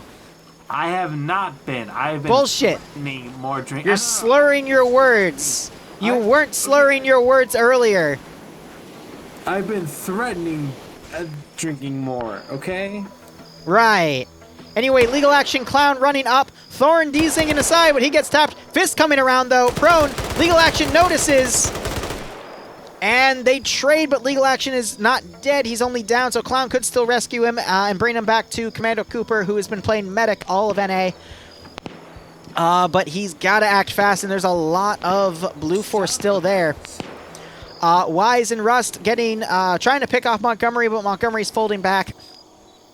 And Op4 still hunting that Blue 4 group, who is now garrisoned Buawa. It's just Buawa. And Nemesis's 4-man group is doing a massive flank round. They're X-ray, that's why they're doing that. And they're going to try to set up on the western side of the sugar plantation to either deliver some enfiladating fire or go even further and try to get recon on the 3rd AO. Meanwhile, Blue 4 is starting to maneuver their eastern pincer here on the rear of the 1st objective. I think they're going to easily be able to get this one because they just have a massive force here. But if Op4 can get a lot of kills in this group, I do agree with you that we're probably going to see an easy Op4 victory. As Op4 is now charging their Vixen, Kelly hits a corner of a wall, and Montgomery is delivering some headshots. And there goes Kelly. To Blue 4's credit, Bridges, Montgomery have pushed up past the legal action in Clown and are... Yeah, right on, no mess. Logan, the femboy. But Logan does escape out of there towards the west into the mountains. However, I'm still surprised Buawa has such a heavy Blue 4 garrison. That's easily a dozen Blue 4, maybe 15 or more up there. And I'm not entirely sure why they are up there in that town specifically. Oh, what, for Blue 4? For Blue 4, yeah. That's command. Unless you're talking about Buawa. Actually, you are talking about Buawa, my bad. Yeah, that's the force that's going to come down to do Tano and Sugar Plantation after the other pincer takes the 1st sector. It's just... Yes. Paladin just tried to flank around Pierce and Koak, but didn't spot them, so now he's pulling back, thinking those two Op4 guys are coming up further. And now they're starting to fire. Yep, Sector 1 taken because Blue 4 is on the southern side, and Op4 pushed north, not knowing that this pincer was here. So explosive truck going off, actually knocking out Killinger. Out and takes down Dr. Killinger because the person who put it down just saw the prompt, and that was that. Yep, Legal Action was the guy that put that charge down. And I'm trying to find where his Overwatch vector is right now. We just had some charges go off on the northern side. Yeah, Legal Action's all the way on the north here with Clown. So he was still up to be able to demo that. Building now. So to explain Blue 4 strategy, it was to use the eastern pincer to take Sector 1. The western pincer will then take Sector 2, and then the eastern pincer would go up and take Sector 3. So I would imagine we're going to see this southern group now for Blue 4 start sieging Sector 3 as the Buwa group now moves to the Snow and Sugar Plantation. It's a really good power play here, but the western group was slowed down by some Op4 elements harassing. You got T5 Bay back here, second best player in FNF in my opinion, trying to sweep over here, but he's not going to find anything, unfortunately. And you have the X-Ray team, as I predicted. They're on the southern side, trying to overwatch the Sugar Plantation to find anyone out of position here. Might be able to get some pickoff shots on Yane and Cole, if they can see him. But they're in a really good spot, admittedly. But Cole and Ketch are definitely out in the open. I forget, did I call this for Blue 4 or Op 4? You said Op 4 was going to win, because Blue 4 was apparently stretched out too thin. I think the Red 4 is stretched thin, but I still believe in them. Killinger's still up, though. Yeah, Sanders is getting shot as he tries to crawl out, but this Blue 4 group's going to have a tough call here because Op 4 is in some really good overwatch positions on this hill. And then you can have the Charlie 1 group from where it is, at least on the Op 4 side, also overwatch if Blue 4 tries to pull north. So either way, it's a bit messy in that spot. And Blue 4 is breaking off their forces even more. They're committing Charlie 2 to go northeast, I think, to hunt where Op 4 was going.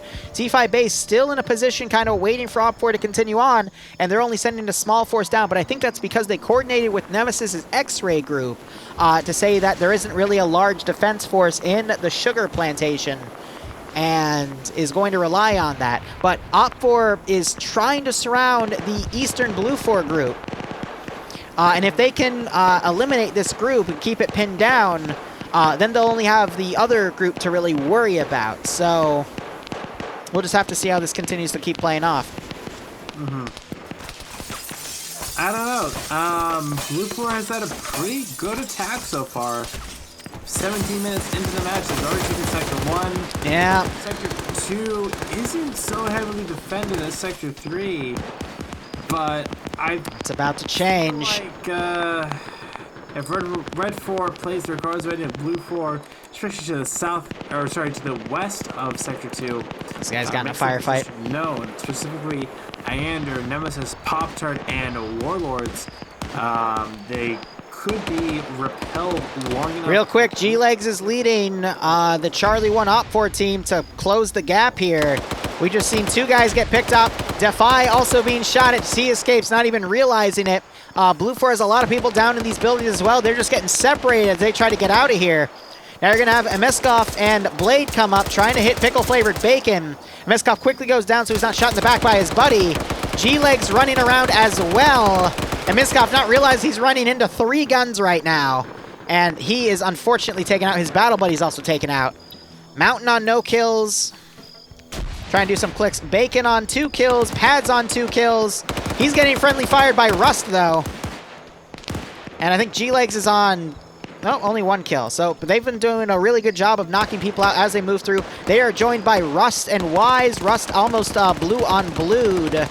I believe Pad's there. Now you got Mountain running in, throwing nades. Coda getting a good kill on Dreep there. Coda is on... Never mind, he just got team killed by...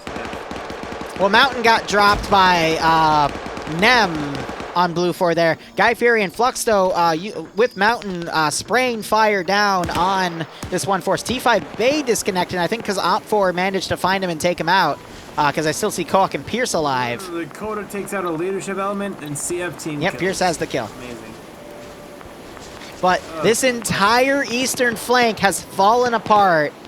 And I think with that, Blue 4's chance at success here. Because now Op 4, after they sweep and clear this remaining spot, they still got a decent amount of forces here to go to Sector 2 and hold. Red 4. So Steel's holding the doorway. We got Shaltazar still around. But there are only 2 Blue 4 players left here. And rockets are going into Shaltazar's building. Pads is coming in for the breach.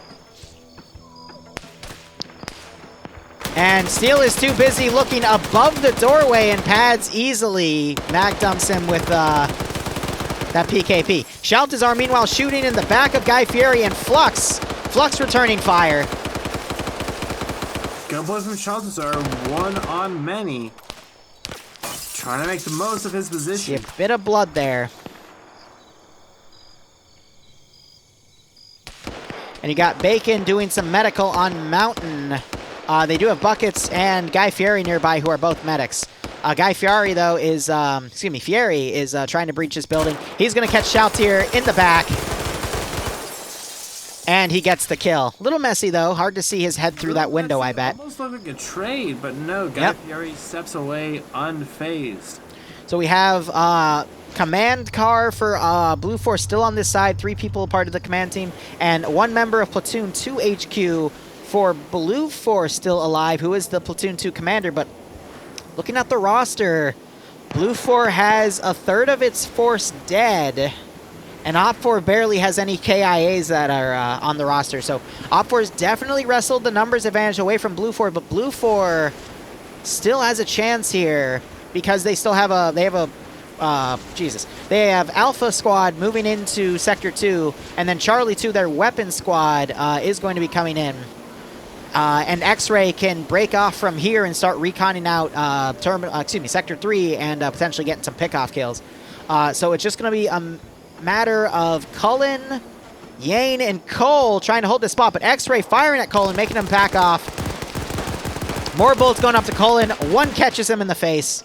And there's Sector 2 taken. So now, I'll be curious to see if Op 4 tries to commit forces over to Sector 2 or pulls them back to do a hold here, as we're seeing Blue 4's command car moving up to Jib to pick up Platoon 2 HQ, potentially have a group of 4 attack Sector 3 from a different angle to do some harassment. But X-Ray for Blue 4 needs to reposition now to start trying to get some pick-off kills on Sector 3, because there's a lot of easy headshot opportunities they can take, but it's going to have to be done from a really significant range, so it's going to be really tough for them. But we've got Blue 4 going up to where X-Ray is. That could get messy because I don't want them to give away X-Ray's position, but we do have Iander and Nemesis trying to work together here to get some sight lines on this Op4 garrison. But if Blue 4 can act quickly... No, there's no way they're going to be able to do that, though, because they don't have any vehicles with them to quickly drive around to Terminal 3 and do a... try to pull a fast one as Op4 has a lot of forces out of position, so I think Op4 is going to be able to rally and have a unified hold on Sector 3.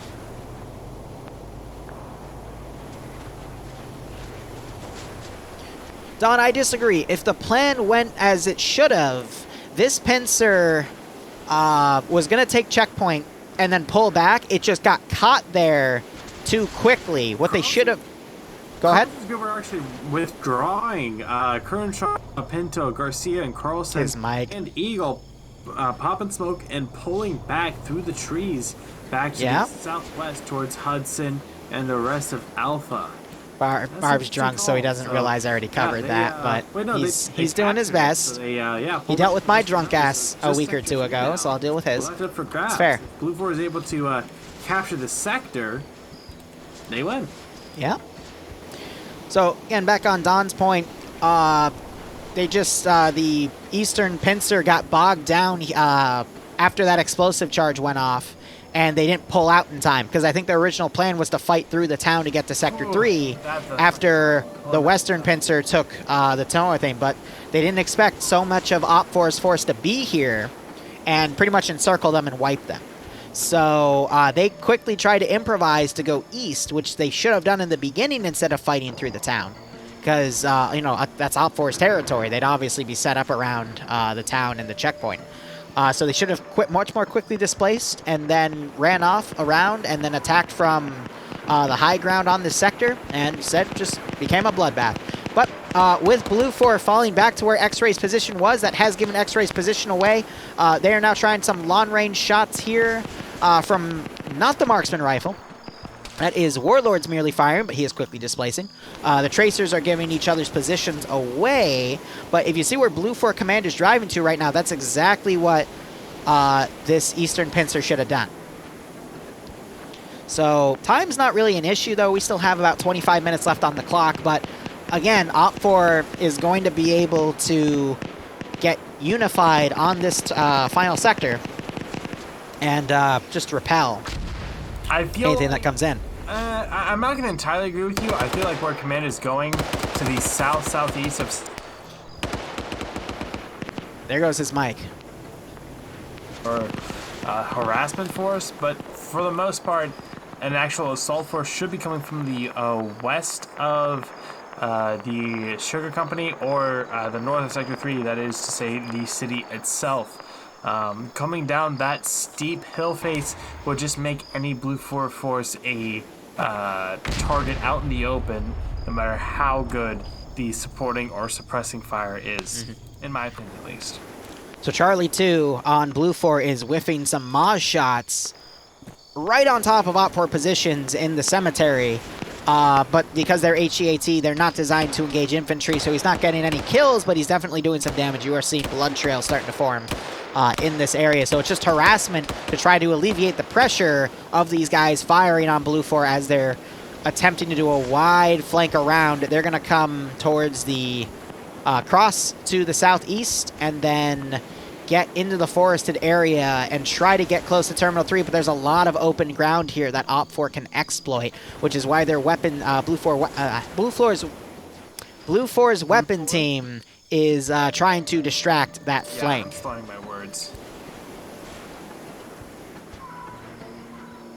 Oh, I agree, Don. It was a great idea. It just, you know, Plan A didn't work and they didn't transfer to Plan B quick enough. So some of Blue 4's groups are being spotted as they're trying to cross because they didn't do a wide enough berth here. Pinto is trying to return fire, but those Tracers are just going to help give him away. But it looks like he's popping a smoke grenade to try to cover himself, which is smart. If they come under contact, wait, that was a frag. Never mind. Okay. But Op4 is sending Charlie 2, their Maz team, around to try to cover And that Maz can do, the RPG 42 can do what the Maz for Charlie 2 Blue 4 has been doing and harass that flank as it comes around, because I think Op 4 knows that they dealt with at least half of the Blue 4 force with that encirclement.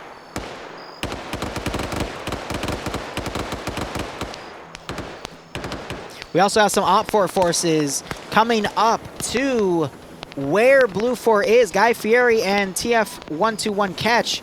Also, Yane and Cole are still up, overwatching this area to make sure X-Ray doesn't come up on that position. But Guy Fieri on the rear here, already with 2 kills. He is going to be very formidable here. And if Blue 4 Marksman team isn't careful, they could easily get smacked. But we're having some blue on blue here between Op 4 firing at Guy Fieri, so he's going to quickly try to displace. I am still of the opinion that Blue 4's maneuvers are not very conducive to an effective assault in this thick jungle environment. I am still rebuffing my opinion that Red 4 have already won this because of the disruption. Guy Fieri knocking out and eliminating Nemesis. Warlord's none the wiser, though. He's still through his binos. I thought Guy Fieri was going to walk right on top of Warlord's here. But Warlord taking his gun out to fire, I think, at range here. Now Guy Fieri's going to run up and try to tap him, but Guy Fieri's still getting shot at, and Warlord thinks that's fire coming towards him. So now you got Guy Fieri coming around. Warlord's trying to back off here. Good, Guy Fieri. And there's a Hillary Clinton. Oh, that was beautiful. Iander was checking his map, though. He's now coming to the left. A rocket coming in. Iander's left holding the bill, trying to figure out what the fuck is going on. And at this point, the man's sleep deprived. He doesn't know what the fuck is going on. I feel like Red 4 is going to be able to eliminate both Pop-Tart from Pluto and Iander, despite the fact that Iander is officially Scandi Recon. So we have Charlie 2 on the south for Op 4 going around the Alpha 1 fire team. I think Rust is going to be able to catch the rest of the Alpha squad for Blue 4 out in the open and use his RPG against them. Again, probably not going to score any kills with that, but definitely slow them down as a shock weapon and keep them disoriented. Meanwhile, Guy Fieri knocking out Pop-Tart from Pluto, and Iander is running around. He knows something's behind him, but he is going to be in a 1v2, which will turn into a 1v4 real quick, as Koak and Pierce will potentially come in from the rear element. They're taking it cautiously, but Iander's running by Catch. Catch spots him.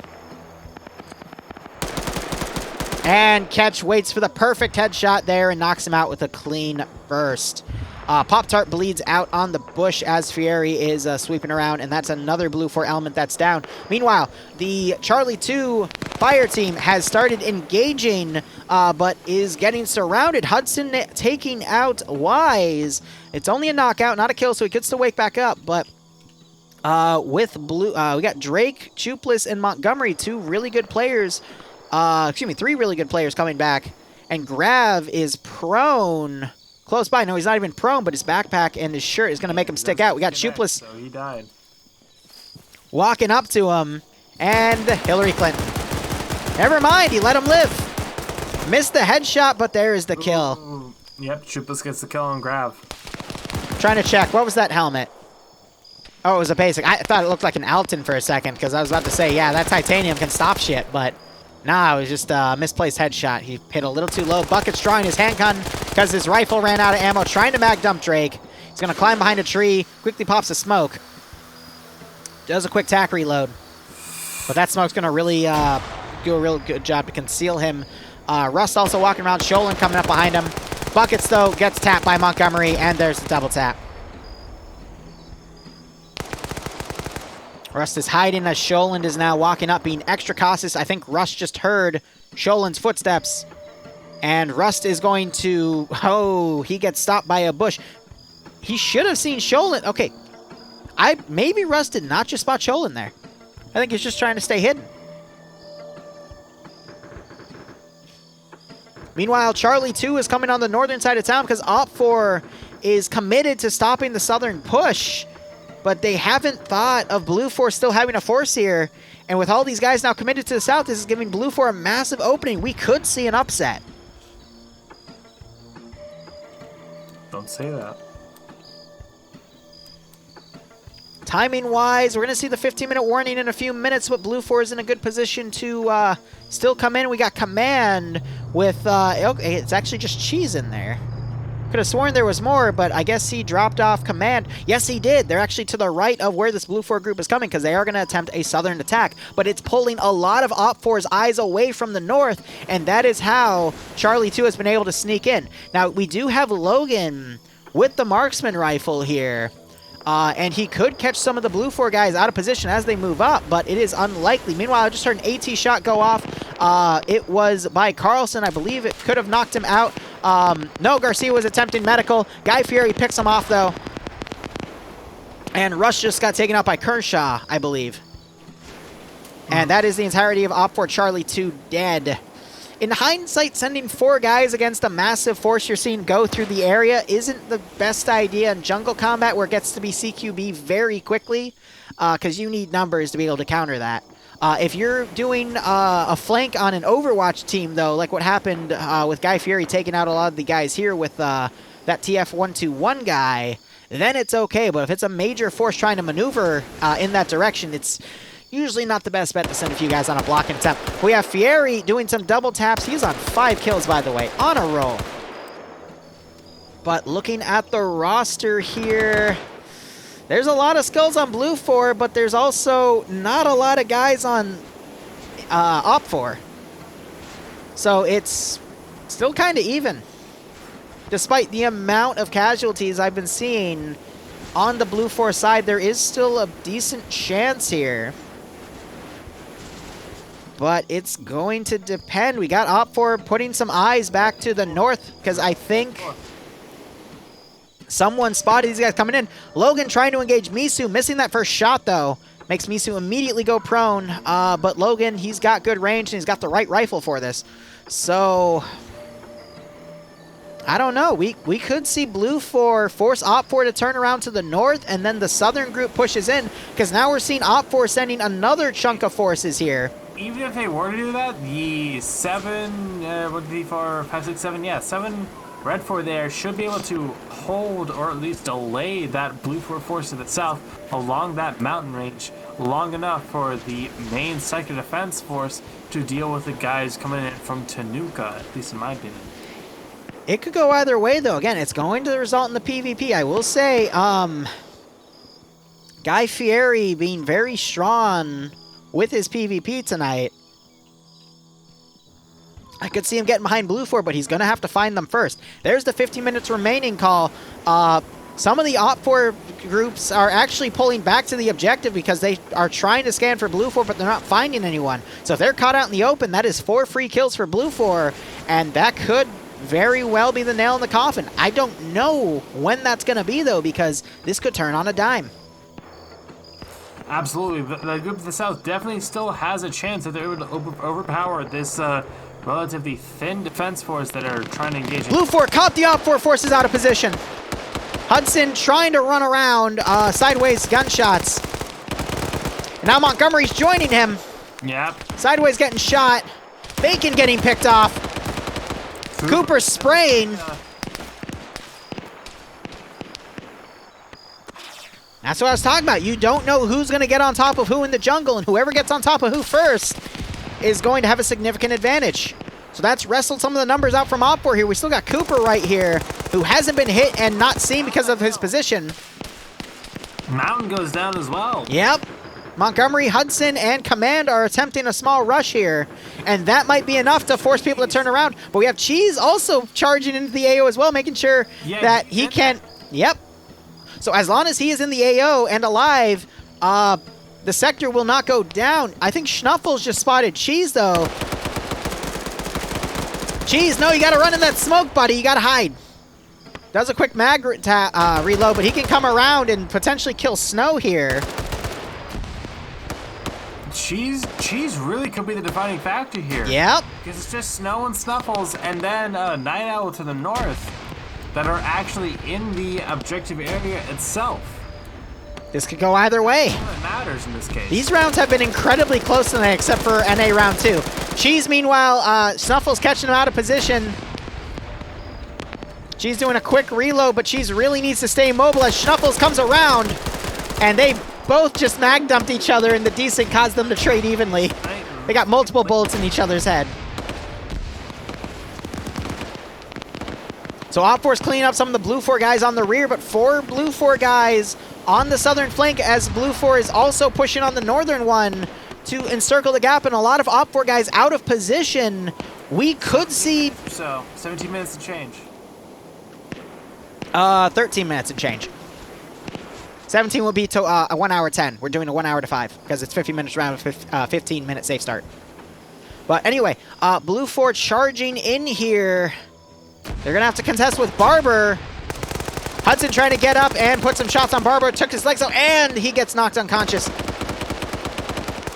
We have some really strong players here on Blue 4 trying to charge in.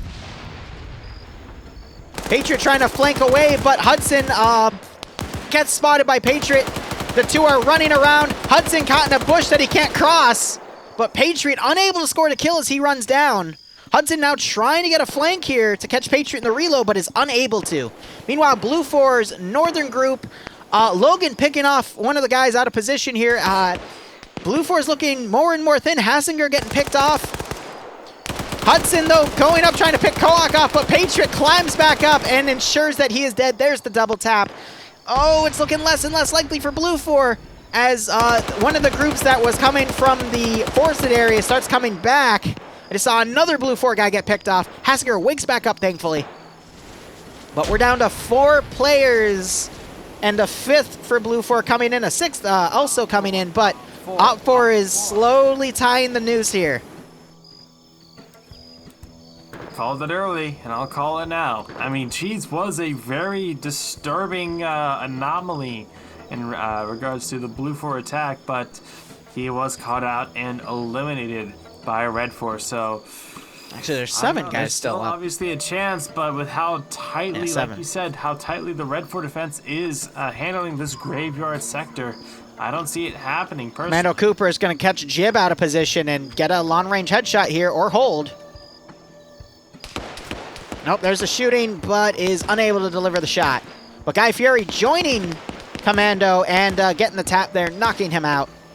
Patriot on 3, looking for his 4th. Guy Fieri also, he's using an enemy gun, Blue 4 weapon, so he's on to 7 kills, by the way. I think Logan's slowing down with that marksman rifle, though, on the northern side. He's on 2 kills, by the way.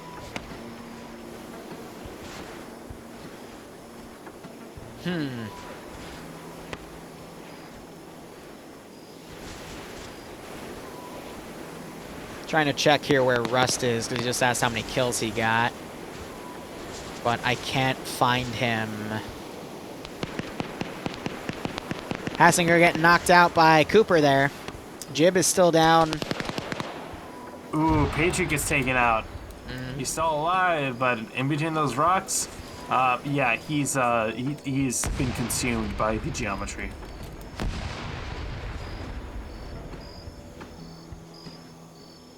Cheese is in my chat saying, how'd I do? But yeah, Cheese, you just got in a desync one-on-one. You should have just kept mobile and tried to flank where they were.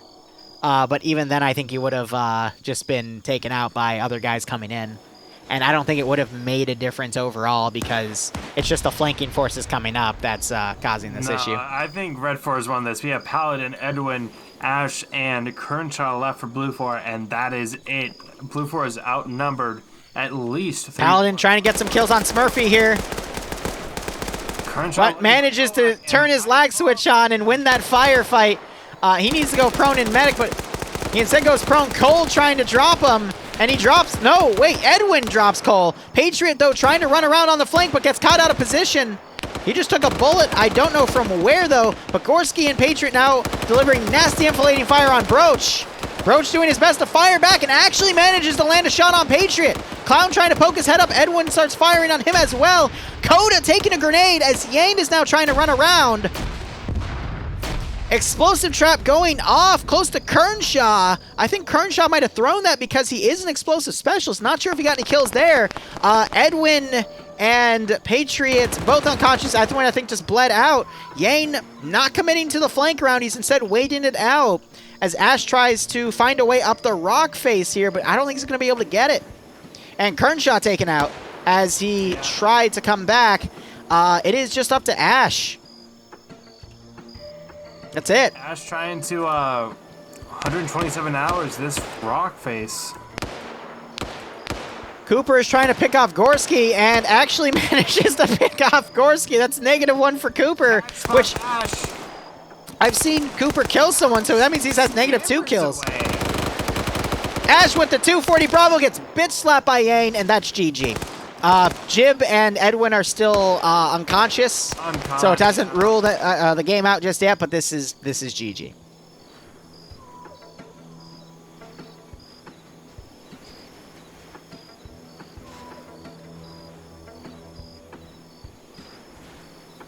All right, guys, so I'm going to transition into some mission development. Rebel Nomas is right. I did get it from the start, despite my inebriety. I did get it right. Mm-hmm. But I am going to wrap up my stream here because this is pretty cut and dry. So, thank you so much for watching. Go operate operationally. Barb, I hope you go to bed. Otherwise, cheer. Oh, there we go. They just both bled out, and we should see it get called any second. Otherwise, thanks for watching FNF. Again, gonna do some mission development, but yeah, GG to that. All right, so here's what we're going to do. I'm gonna throw the BRB screen up.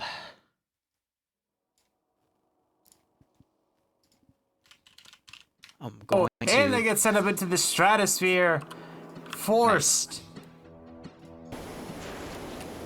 Nice. Oh, and they got changed into pretty colors. Nice. See ya, Barb. Love you too, baby. Drunk off his ass, man.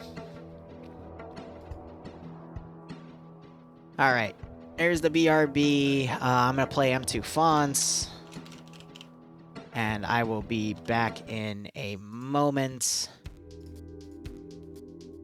All right, cool.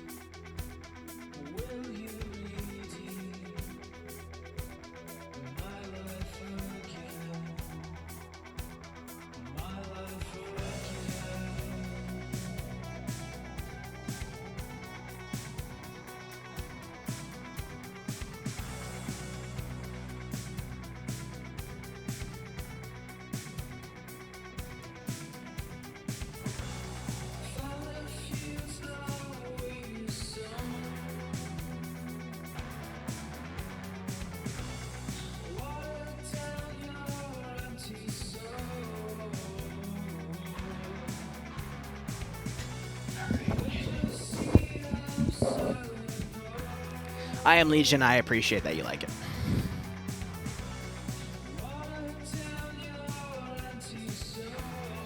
All right, I need to Alt F4 Arma, and I'm going to do something... Trying to think. What do I want to do?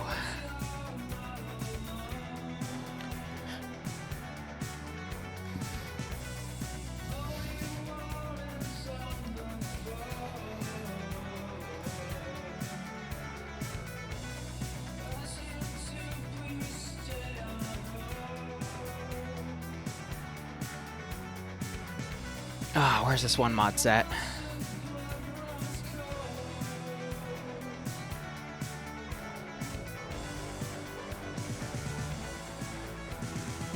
Not TSP main. Not that one. Not IFA.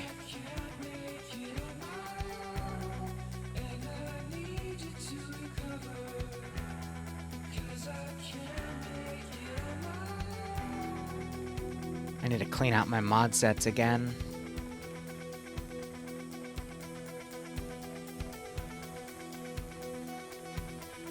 Alright, I'm just gonna go download a fresh copy. Let me edit the title as well.